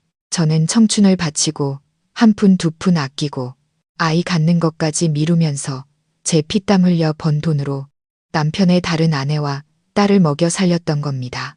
혜진 씨도 제 분석을 듣고는 경악했습니다. 그녀는 죄책감 가득한 눈으로 저를 보았습니다. 맙소사. 그럼 그가 제게 준 돈이 수진 씨 돈이었단 말이에요? 그녀도 깨달은 겁니다. 그녀는 단지 아내가 아니라 다른 여자의 희생 위에서 살고 있었다는 것을요. 우리 둘 다 그 남자에 의해 그의 완벽한 금융 사기극의 꼭두각시로 변해버렸습니다. 저와 혜진 씨는 더 이상 울지 않았습니다. 아마도 고통이 너무 크고 진실이 너무 잔인해서 눈물이 말라버렸나 봅니다. 우리는 그저 서로를 바라보았습니다. 상대방의 눈에서 저는 제 자신의 비참한 모습을 똑똑히 보았습니다. 한 명은 서울에, 다른 한 명은 신도시에, 한 명은 성실한 ATM 기계, 다른 한 명은 평온한 안식처. 지훈 씨는 모든 것을 너무나 완벽하게, 잔인할 정도로 완벽하게 설계했습니다. 저는 일어나서 당장 이곳을 떠나야 한다고 생각했습니다. 서울로 돌아가 그 남자를 기다렸다가 뺨이라도 한 대 갈겨야 한다고 생각했습니다. 하지만 제가 그러기도 전에 숨 막히는 정적을 깨는 자동차 엔진 소리가 들려왔습니다. 익숙한 엔진 소리, 지난 8년간 수백 번도 더 들었던 특유의 브레이크 소리. 저는 깜짝 놀라 창밖을 보았습니다. 혜진 씨도 저 못지않게 당황했습니다. 그녀는 중얼거렸습니다. 오늘 아직 28일인데 왜 벌써 돌아왔지? 심장이 얼음덩이에 던져진 것 같았습니다. 맞습니다. 오늘은 28일, 지훈 씨는 부산으로 출장 중이었습니다. 그는 제게 그렇게 말했습니다. 그가 여기에 있을 리가 없었습니다. 하지만 저 자동차 소리는 분명히 그였습니다. 혜진 씨의 직감도 마찬가지였을 겁니다. 우리 둘은 동시에 벌떡 일어났습니다. 혜진 씨는 두려움 가득한 눈으로 저를 보았고 저는 분노와 호기심 그리고 일종의 기대감이 뒤섞인 채 그녀를 보았습니다. 이 연극이 어떻게 막을 내릴지 저는 기다리고 있었습니다. 현관문이 열리고 지훈 씨가 들어섰습니다. 그는 바로 이틀 전 밤 제 손으로 직접 다려준 남색 정장을 그대로 입고 있었습니다. 손에는 익숙한 가죽 서류 가방을 들고 있었죠. 그는 약간 피곤해 보였지만 입가에는 옅은 미소가 걸려 있었습니다. 일을 마치고 자신의 보금자리로 돌아온 남자의 미소였습니다. 그가 나지막한 목소리로 입을 열었습니다. 나와 그의 말은 중간에 끊겼습니다. 입가의 미소가 그대로 얼어붙었습니다. 그는 거실 중앙에 굳어서 있는 혜진 씨를 보았고 이내 시선을 돌려 저를 발견했습니다. 서울에 있어야 할 아내, 워크숍에 갔어야 할 아내를 말입니다. 그는 문 앞에 못 박힌 듯 서 있었습니다. 손에 들려있던 가죽 가방이 쿵 소리를 내며 대리석 바닥으로 떨어졌습니다. 그 소리는 무서운 정적 속에서 건조하고 선명하게 울려 퍼졌습니다. 그 순간 시간은 멈춘 듯 했습니다. 우리는 보이지 않는 삼각형의 세 꼭지점에 서 있었습니다. 지훈 씨, 혜진 씨, 그리고 저, 우리가 함께 남편이라고 부르던 그 남자는 얼굴색이 변한 채 문 앞에 서 있었습니다. 방금 전에 피곤함은 사라지고 그 자리에는 숨길 수 없는 극도의 공황과 경악만이 남았습니다. 그는 저를 보고 다시 혜진 씨를 보고 또다시 저를 보았습니다. 마치 자신의 눈을 믿을 수 없다는 듯 자신이 공들여 쌓아 올린 두 개의 평행세계가 눈앞에서 산산조각 나는 것을 목격하는 사람처럼요. 침묵을 깬 것은 혜진 씨였습니다. 그녀는 한 걸음 뒤로 물러서며 떨리는 목소리로 물었습니다. 당신, 지훈 씨, 왜 벌써 왔어요? 하지만 지훈 씨는 그녀에게 대답하지 않았습니다. 그의 두 눈은 여전히 제게 고정되어 있었습니다. 이제는 그라고 불러야 할 남자. 지난 8년간 저를 속여온 그 남자. 그의 목이 바싹 마른 듯 했습니다. 그는 마른 침을 삼키고는 질문 하나를 던졌습니다. 지독히도 아이러니한 질문. 마땅히 제가 그에게 던져야 할 질문을 말입니다. 그는 저를 보며 말했습니다. 수진아, 네가 왜 여기 있어? 저는 웃음을 터뜨렸습니다. 메마르고 씁쓸한 웃음소리가 호화로운 거실에 울려 퍼졌습니다. 내가 왜 여기 있냐고? 저는 그를 뚫어지게 쳐다보며 한때 사랑했던 남편의 익숙한 흔적을 찾아보려 애썼습니다. 하지만 아니었습니다. 제 앞에는 낯선 사람, 천재적인 연기자만이 서 있을 뿐이었습니다. 저는 한 걸음 앞으로 나아가며 놀라울 정도로 침착한 제 목소리에 스스로 놀라며 말했습니다. 그 질문은 내가 당신한테 해야 할 것 같은데, 지훈 씨, 당신 여기서 뭐 하는 거예요? 저는 지훈 씨라는 호칭을 의도적으로 강조했습니다. 저와 혜진 씨가 함께 부르는 그 이름을요. 혜진 씨도 이제 어느 정도 평정을 되찾은 듯 했습니다. 첫 충격이 지나가자 분노가 그 자리를 차지했습니다. 그녀는 저를 한번 보고는 지훈 씨에게 돌아서서 소리쳤습니다. 지훈 씨, 설명해봐. 이분이 자기가 당신 아내래. 당신이랑 결혼한 지 8년이나 됐다고 하잖아. 이게 어떻게 된 거냐고. 말 좀 해보라고. 지훈 씨는 당황했습니다. 그의 이마에 땀이 송골송골 맺혔습니다. 그는 손을 내저으며 상황을 무마하려 했습니다. 혜진아, 진정해. 그리고 수진아, 너는 일단 서울로 먼저 가 있어. 할 얘기 있으면 우리 집에 가서 하자. 여기서 소란 피우지 말고. 그는 여전히 우리를 분리하려고 했습니다. 여전히 그 두 개의 세계를 유지하고 싶어 했습니다. 여전히 제가 이곳에 소란을 피우러 왔다고 8년 전에 그 바보 같은 저라고 생각했습니다. 그는 제게 다가와 제 손을 잡고 이곳 그의 진짜 보금자리에서 저를 끌어내려 했습니다. 저는 그의 손을 뿌리쳤습니다. 그의 손길이 역겹게 느껴졌습니다. 집에 가자고. 저는 비웃으며 그의 눈을 똑바로 쳐다보았습니다. 어느 집?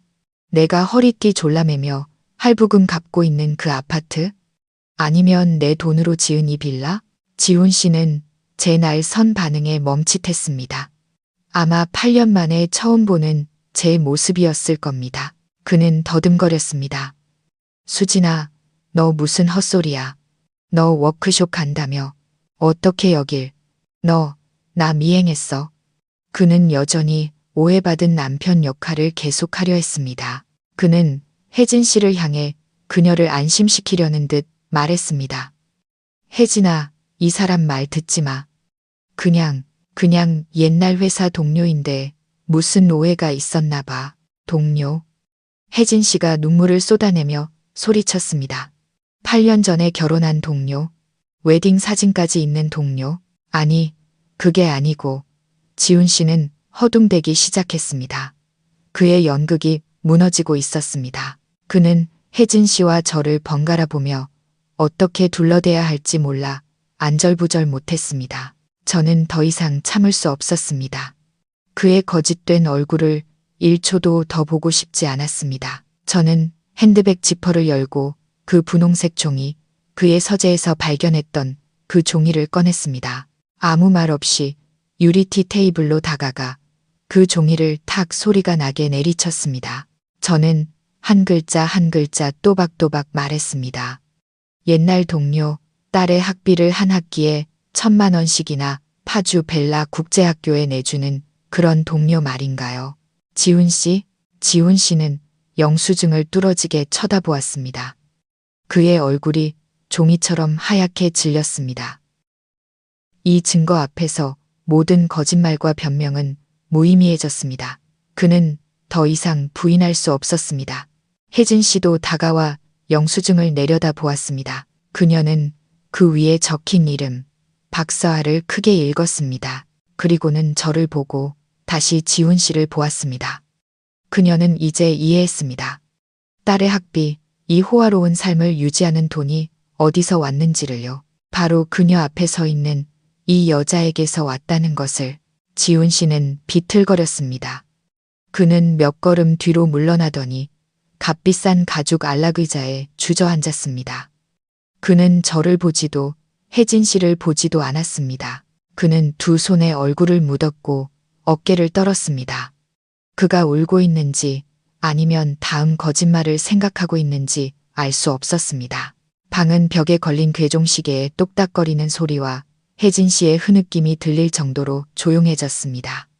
침묵을 깬 것은 혜진 씨였습니다. 그녀는 지훈 씨 앞으로 다가가 떨리지만 분노에 찬 목소리로 말했습니다.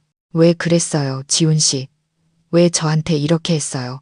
왜 저랑 이분을 둘 다 속였어요? 지난 8년간 우리를 뭐라고 생각한 거예요? 지훈 씨가 천천히 고개를 들었습니다.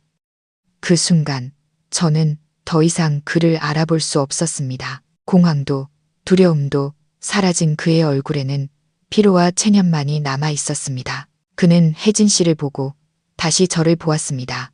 그 눈빛은 무서울 정도로 차가웠습니다. 그는 한숨을 내쉬고는 얼음장처럼 차가운 목소리로 말했습니다. 그래, 다 사실이야. 더 이상 변명할 것도 없어. 그의 담담한 인정은 수천 마디의 변명보다 우리를 더 고통스럽게 했습니다. 혜진 씨는 울부짖었습니다. 당신은 인간도 아니야. 이 사기꾼. 지훈 씨는 갑자기 입꼬리를 올리며 비웃었습니다. 피곤하고 뻔뻔하기 짝이 없는 미소였습니다.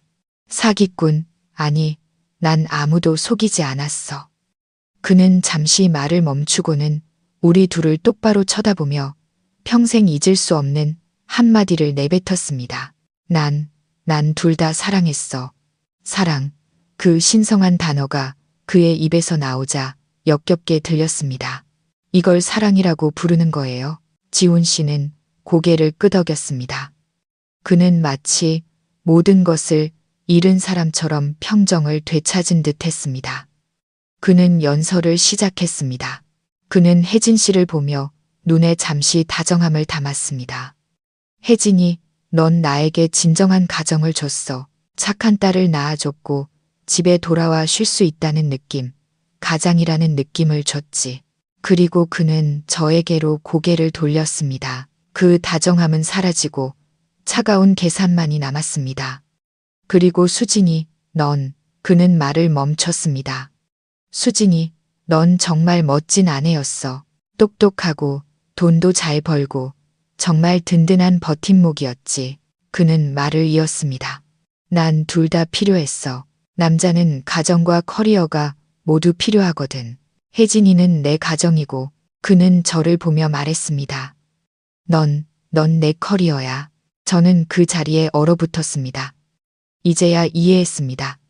커리어. 저는 아내가 아니라 커리어였습니다. 저는 그의 따뜻한 가정을 꾸리기 위한 금광이자 경제적인 버팀목이었던 겁니다. 그의 고백은 사과가 아니었습니다. 그것은 그의 탐욕과 이기심에 대한 변명이었습니다. 그는 아내 역할을 할 혜진 씨가 필요했고 ATM 기계 역할을 할 제가 필요했던 겁니다. 저는 그가 다른 여자와 행복을 쌓아 올리는 동안 그의 뒤를 받쳐주는 버팀목이었습니다. 저는 웃음을 터뜨렸습니다. 제 웃음소리는 스스로 듣기에도 무섭게 들렸습니다. 저는 지훈 씨, 아니 이제는 그를 똑바로 쳐다보며 얼음장처럼 차가운 목소리로 말했습니다. 커리어. 내 희생을 커리어라고 부르는 거야. 내 8년의 청춘, 우리가 가족이라고 부르던 것을 위해 내가 허리띠 졸라매며 번 돈을 당신의 커리어라고 부르는 거냐고. 그는 더 이상 아무것도 숨기려 하지 않는 듯 했습니다. 완벽한 가면이 벗겨지자 다시 쓸 생각조차 없어 보였습니다. 그는 어깨를 으쓱하며 잔인할 정도로 태연하게 말했습니다. 네가 뭐라고 부르든 상관없어. 수진아, 현실적으로 생각해봐. 남자가 뭐가 필요하겠어. 돌아와서 쉴 수 있는 평온한 안식처가 필요하지. 그리고 보다시피 혜진이가 나한테 그걸 줬어. 그는 석상처럼 굳어서 있는 혜진 씨를 가리켰습니다. 그리고 그 가정을 꾸리기 위한 든든한 경제적 기반도 필요하지. 넌 내 역할을 아주 잘 해냈어. 내 역할을 잘 해냈다고. 저는 거의 소리치다시피 말했습니다. ATM 기계 역할을 말하는 거야? 혜진 씨도 이제 모든 것을 이해한 듯 했습니다. 그녀의 배신감은 빠르게 경멸로 바뀌었습니다. 그녀는 지훈 씨를 보며 분노로 떨리는 목소리로 말했습니다. 당신은 저 여자 돈으로 나랑 우리 아이를 먹여 살린 거야. 당신이 매달 나한테 준 400만 원이 수진 씨 돈이었어. 지훈 씨는 혜진 씨를 보며 약간의 짜증을 드러냈습니다. 누구 돈이든 무슨 상관이야. 내가 번 돈이고 수진이가 자발적으로 나한테 준 거야. 그걸로 내 가족을 돌봤는데 뭐가 문제야? 난 두 가정의 가장이었어. 자발적. 저는 울부짖었습니다. 8년간 억눌렸던 울분이 폭발했습니다. 당신은 나한테 월급이 200만 원이라고 거짓말했어. 가난한 시골에 계신 어머니가 편찮다고 거짓말해서 내가 매달 돌아가신 분 약값을 보내게 만들었어. 경제가 어려워서 아이를 가질 수 없다고 거짓말하면서 내 돈 50만 원으로 당신 딸 국제학교 학비를 냈어. 그걸 자발적이라고 부르는 거야? 저는 그에게 다가가 얼굴을 똑바로 쳐다보았습니다. 지훈 씨, 그건 사랑도 아니고 커리어도 아니야. 그건 사기라고 부르는 거야. 사기라는 두 글자에 공기가 팽팽하게 당겨졌습니다. 지훈 씨는 벌떡 일어났습니다. 체념했던 피곤함은 사라지고 극도의 분노가 그 자리를 차지했습니다. 박수진, 말 조심해. 지난 8년간 내가 너한테 못해준 거 있어. 내가 너한테 명분도 주고 서울에서 살게 해줬잖아. 뭘 더 바라는 거야? 그는 제게 은혜를 베풀었다고 생각하고 있었습니다. 뭘 더 바라냐고? 저는 차갑게 웃었습니다. 제 웃음소리는 처량하게 들렸습니다. 공평함을 바래. 당신이 나한테 한 모든 짓에 대해 대가를 치르게 하고 싶어. 저는 그를 보고는 혜진 씨를 힐끗 쳐다보았습니다. 혜진 씨가 이 진실을 마주할 용기가 있는지 몰랐지만 저는 있었습니다. 저는 벼랑 끝에 몰렸습니다. 더 이상 잃을 것이 없었습니다. 지훈 씨, 당신이 뭔데? 당신이 무슨 옛날 왕이라도 되는 줄 알아? 지금이 21세기야. 당신이 법을 피해갈 수 있을 거라고 생각해? 그 말을 들은 지훈 씨는 잠시 멈칫하더니 이내 비웃음 가득한 오만한 웃음을 터뜨렸습니다. 고소? 내가 날 무슨 죄로 고소해? 널 너무 사랑한 죄? 너한테 너무 잘해준 죄? 그는 여전히 제가 화가 나서 약하게 핥히는 새끼 고양이라고 생각했습니다. 여전히 제 손에 아무것도 없다고 생각했죠. 하지만 저는 그와 혜진 씨의 웨딩 사진을 보았습니다. 그들의 결혼식이 8월에 있었다는 것도 알았죠. 저는 심호흡을 하며 목소리가 떨리지 않게 애썼습니다. 단호해야 했습니다. 저는 한 글자 한 글자 또박또박 말했습니다. 난 당신을 사기 및 재산 편취 혐의로 고소할 거야. 그리고 잠시 멈춘 뒤 그의 비웃는 눈을 똑바로 쳐다보며 말했습니다. 그리고 중혼죄로도 고소할 거야. 중혼죄라는 세 글자가 호화로운 거실에 울려 퍼졌습니다. 그것은 마치 폭탄과도 같았습니다. 혜진 씨도 그 말을 듣고는 얼굴이 하얗게 질렸습니다. 그녀는 문제의 심각성을 이해했습니다. 중혼은 감옥에 갈 수 있는 범죄였습니다. 지훈 씨의 비웃던 얼굴이 즉시 굳어졌습니다. 그의 얼굴에서 오만함이 순식간에 사라졌습니다. 그는 더 이상 웃지 않았습니다. 그는 저를 뚫어지게 쳐다보며 의심스러운 눈초리로 눈을 가늘게 떴습니다. 너 지금 뭐라고 했어?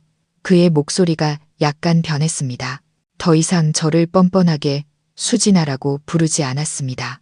잘 안 들려요. 저는 제가 우위에 있다는 것을 느꼈습니다. 당신은 8월에 혜진 씨와 결혼했고 10월에 저와 결혼했어요. 같은 해에 우리 둘 다 당신의 합법적인 아내죠. 당신은 심각한 법률 위반을 한 거예요. 알겠어요? 저는 확신했습니다. 저의 혼인 신고서는 집 금고에 잘 보관되어 있었습니다. 그것은 반박할 수 없는 증거였습니다. 혜진 씨도 떨고 있었습니다. 그녀는 저를 보고 다시 지훈 씨를 보았습니다. 지훈 씨, 이분 말이 사실이에요. 당신, 이분하고도 정말 결혼했어요. 그럼 나는 뭐예요? 혜진 씨는 공황 상태에 빠졌습니다.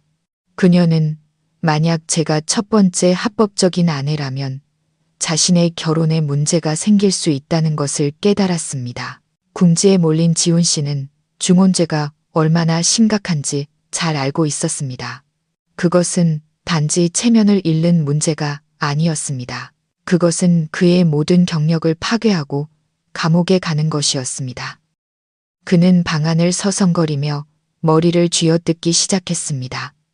방금 전에 뻔뻔한 평정심은 완전히 사라졌습니다. 저는 공황 상태에 빠진 그 남자를 보았습니다.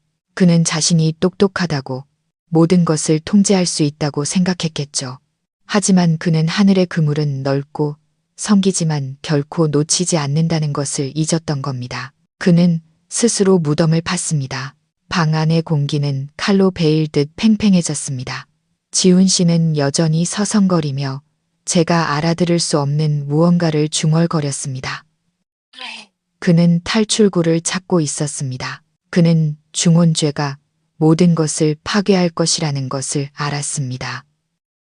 저는 얼음장처럼 차가운 마음으로 그를 보았습니다. 지난 8년간 그는 자신의 계산으로 제 인생을 파괴했습니다. 이제 그는 바로 그 계산에 대한 대가를 치러야 했습니다. 혜진 씨도 흐느끼고 있었습니다. 그녀는 의자에 주저앉아 절망적인 눈으로 지훈 씨를 보았습니다. 말해봐요. 제발 말해봐요. 왜 그런 짓을 했냐고요. 지훈 씨가 갑자기 멈춰 섰습니다. 그는 방 중앙에 서서 고개를 들었습니다. 그리고 저는 그의 눈빛에서 무언가 변하는 것을 보았습니다.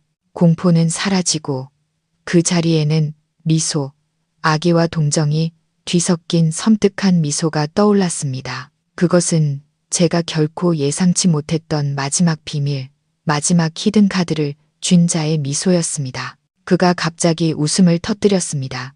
그의 웃음소리는 침묵보다 더 무서웠습니다. 그는 눈물이 날 정도로 허리가 굽을 정도로 웃었습니다. 그는 저를 손가락으로 가리키며 웃음 사이로 말했습니다.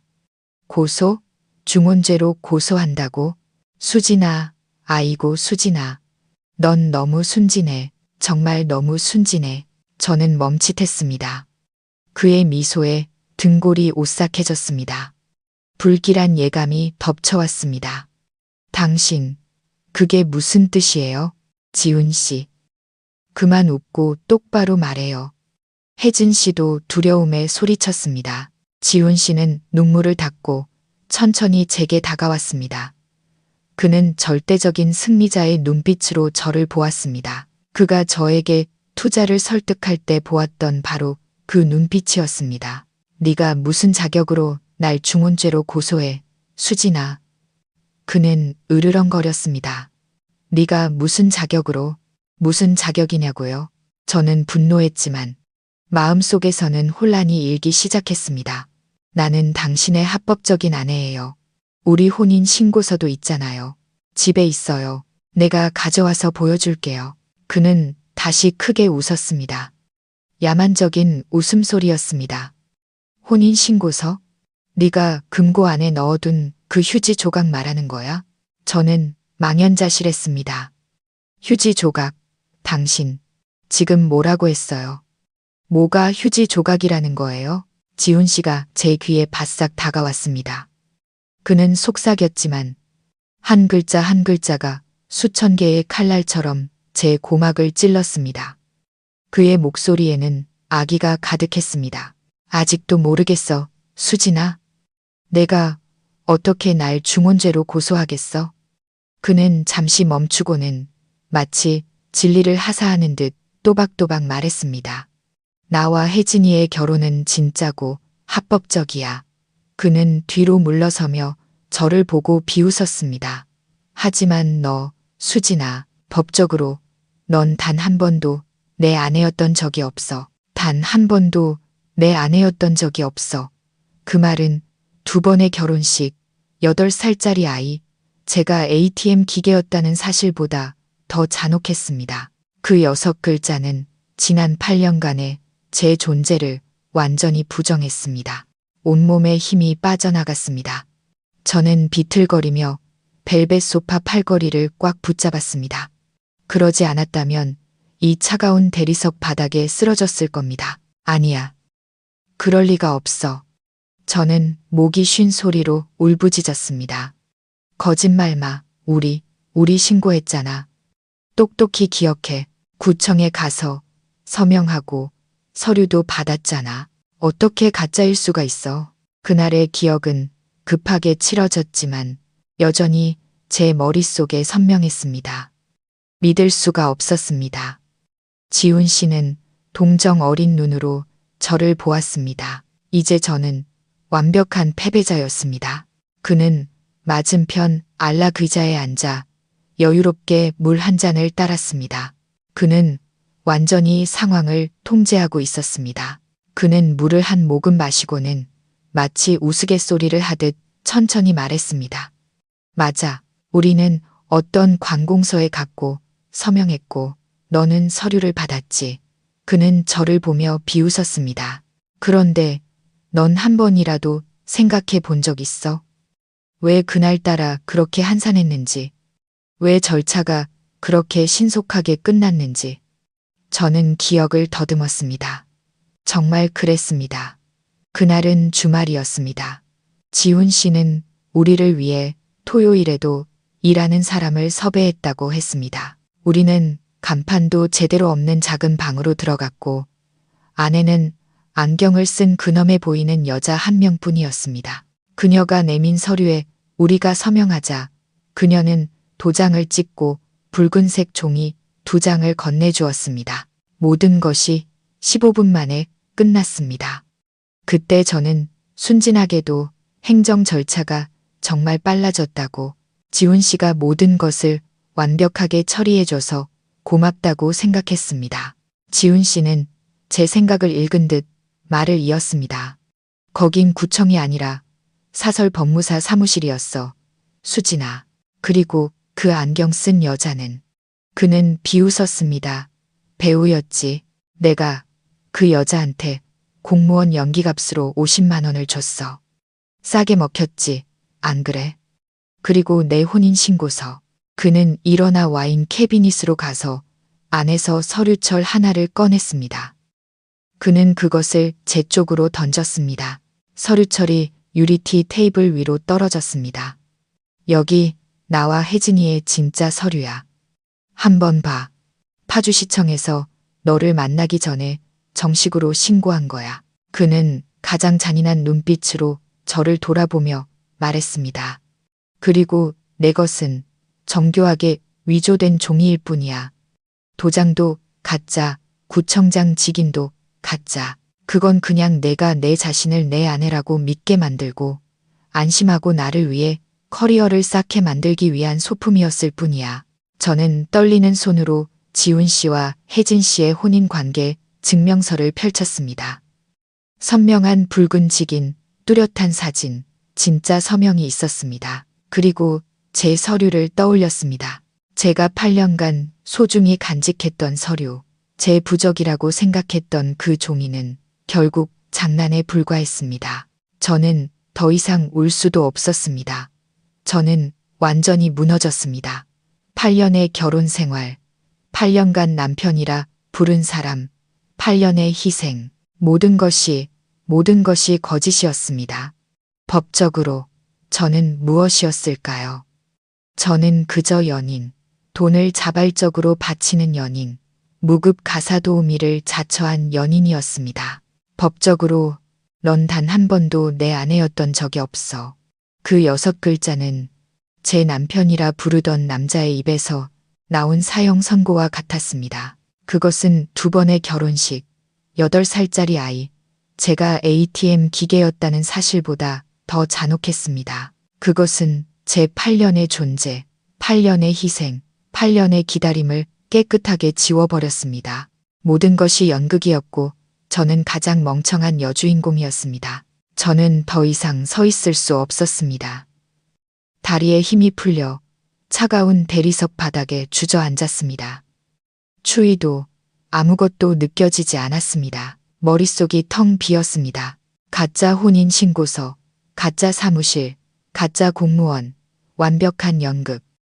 그는 처음부터 모든 것을 계산했습니다. 저와 결혼하기로 결심한 순간부터 그는 저를 합법적인 커리어, 자발적으로 헌신하는 연인으로 만들 계획을 세웠던 겁니다. 잔인한 그 남자 지훈 씨는 동정 어린 눈으로 저를 보았습니다. 그는 이겼습니다. 그는 마지막 히든카드를 뒤집었고 그것은 저를 산산조각 냈습니다.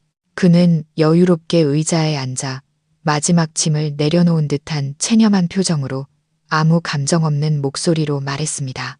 수진아, 이제 알겠지. 넌 여기에 있을 자격이 없어. 날 중혼죄로 고소할 수도 없고. 그는 바닥에 주저앉은 비참한 패배자를 보았습니다. 서울로 돌아가. 그 아파트는 어차피 내가 할부금 대부분을 냈으니 내가 갖지 않을게.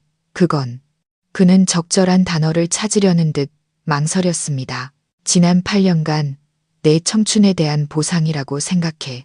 청춘에 대한 보상. 저는 웃음을 터뜨렸습니다.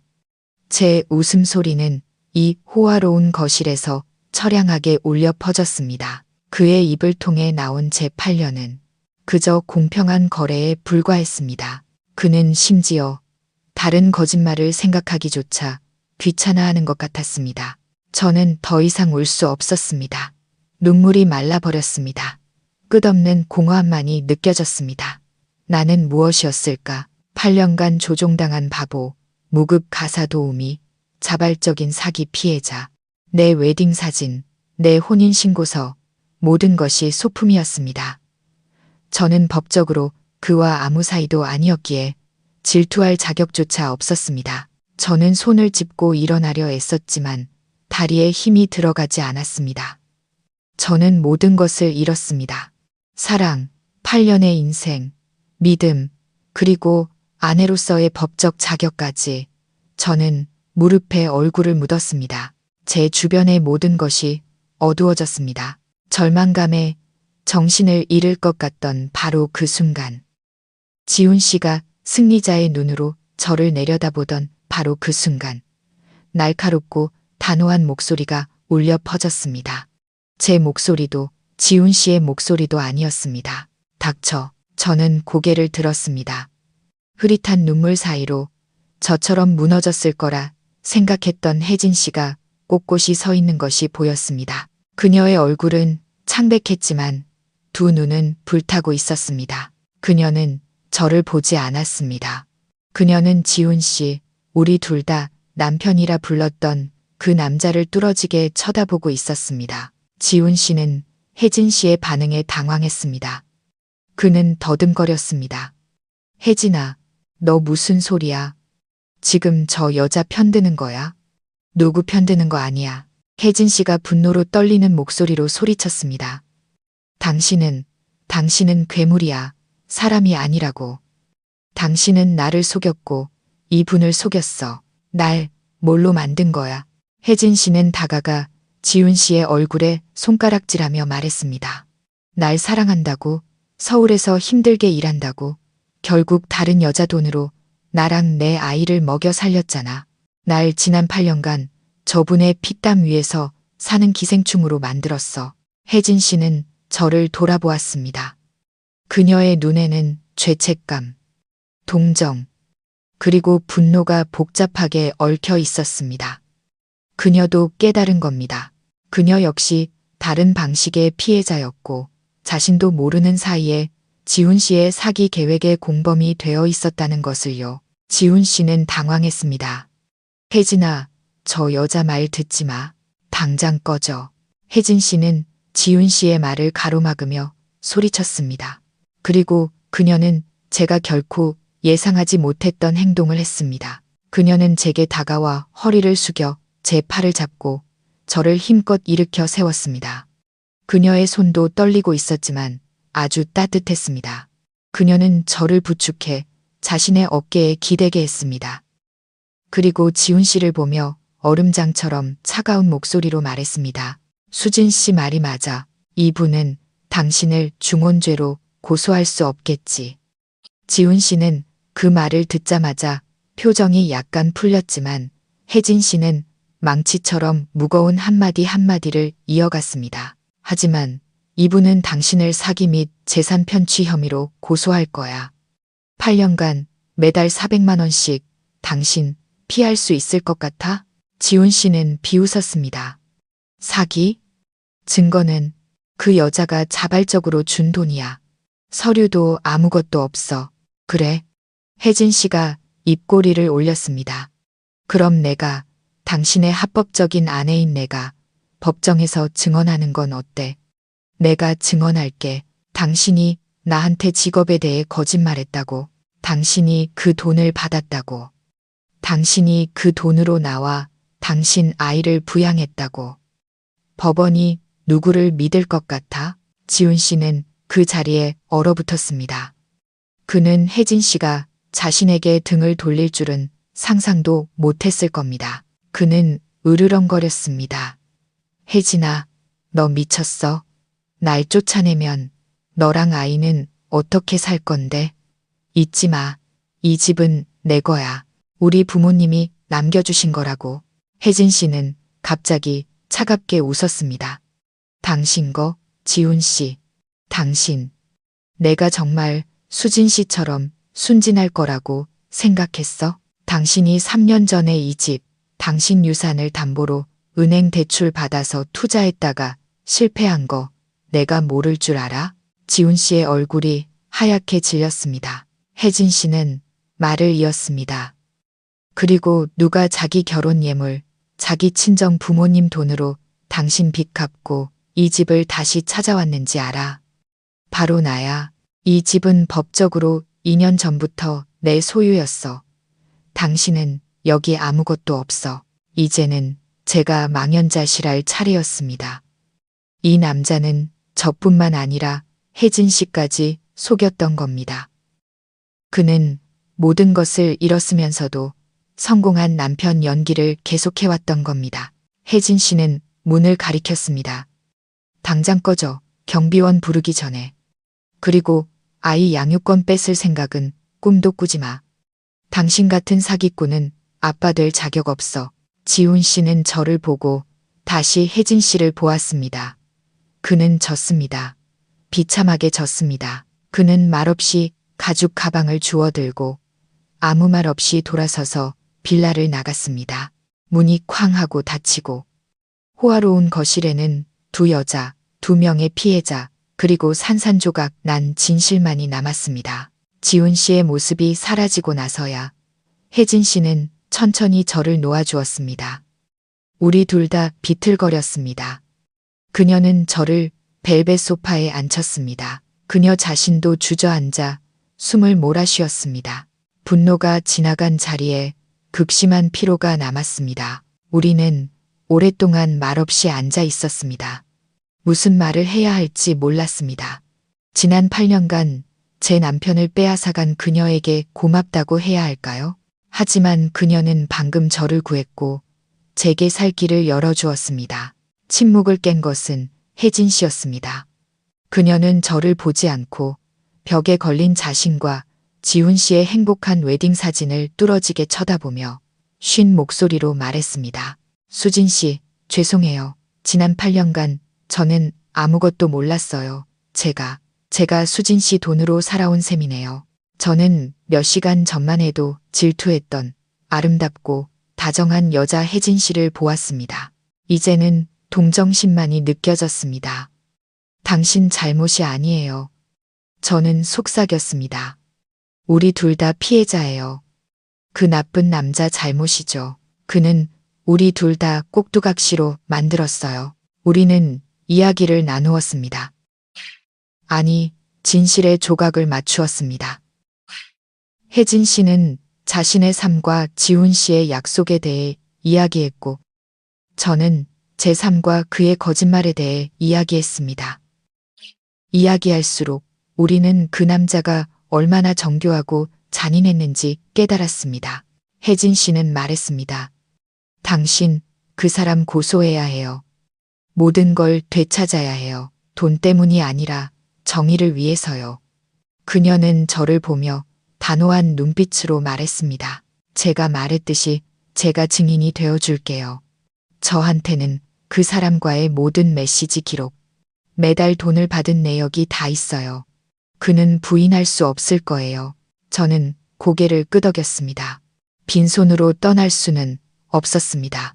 탐욕 때문이 아니라 제 8년이 이렇게 쉽게 부정당하게 둘 수는 없었기 때문입니다. 사기 및 재산 편취, 그것이 그가 치러야 할 대가였습니다. 그 후의 날들은 법적 절차라는 악몽의 연속이었습니다. 저는 서울로 돌아와 거짓된 기억으로 가득 찬 아파트에서 제 짐을 쌌습니다. 실력 있는 변호사를 선임했고 약속대로 혜진 씨는 모든 증거를 제공했습니다. 그녀는 심지어 파주에서 서울까지 날아와 저와 함께 변호사 사무실에 출석했습니다. 소송은 시끄러운 이혼 소송이 아니었습니다. 그것은 금융사기에 대한 민사 소송이었습니다. 저는 제 월 400만 원의 급여 명세서 전부와 제가 거의 모든 생활비를 부담했다는 것을 증명하는 지출 내역을 제출했습니다. 그리고 혜진 씨는 증인으로서 매달 400만 원을 받았다는 증거를 제출했습니다. 지훈 씨는 부인할 수 없었습니다. 증거는 너무나 명백했고 그의 모든 거짓말은 법정에서 드러났습니다. 가짜 혼인신고서 이야기도 나오면서 그의 계획적인 사기 행각은 더욱 명확해졌습니다. 그는 사실혼 관계의 아내에게 기생하며 한 여자의 돈으로 진짜 아내를 부양한 파렴치한으로 낙인 찍혔습니다. 그의 평판은 무너졌고 그가 다니던 회사는 도덕적 해이와 기만 행위를 이유로 즉시 그를 해고했습니다. 재판이 끝나고 판사는 지훈 씨의 행위가 사기죄에 해당한다고 판결했습니다. 그는 지난 8년간 편취한 금액 전액을 저에게 배상하라는 명령을 받았습니다. 엄청난 액수였죠. 지훈 씨는 모든 것을 잃었습니다. 대기업 팀장이라는 직업, 혜진 씨가 빚을 갚고 명의를 이전한 집, 그리고 혜진 씨가 즉시 이혼 소송을 제기하면서 잃게 된 혜진 씨와 딸, 그리고 그의 든든한 커리어였던 저까지. 두 개의 가정을 가졌던 남자는 순식간에 빚더미에 앉은 빈털터리가 되었습니다. 재판이 끝나고 1년 후 서울은 여전히 시끄럽고 활기찼지만 저는 더 이상 예전의 제가 아니었습니다.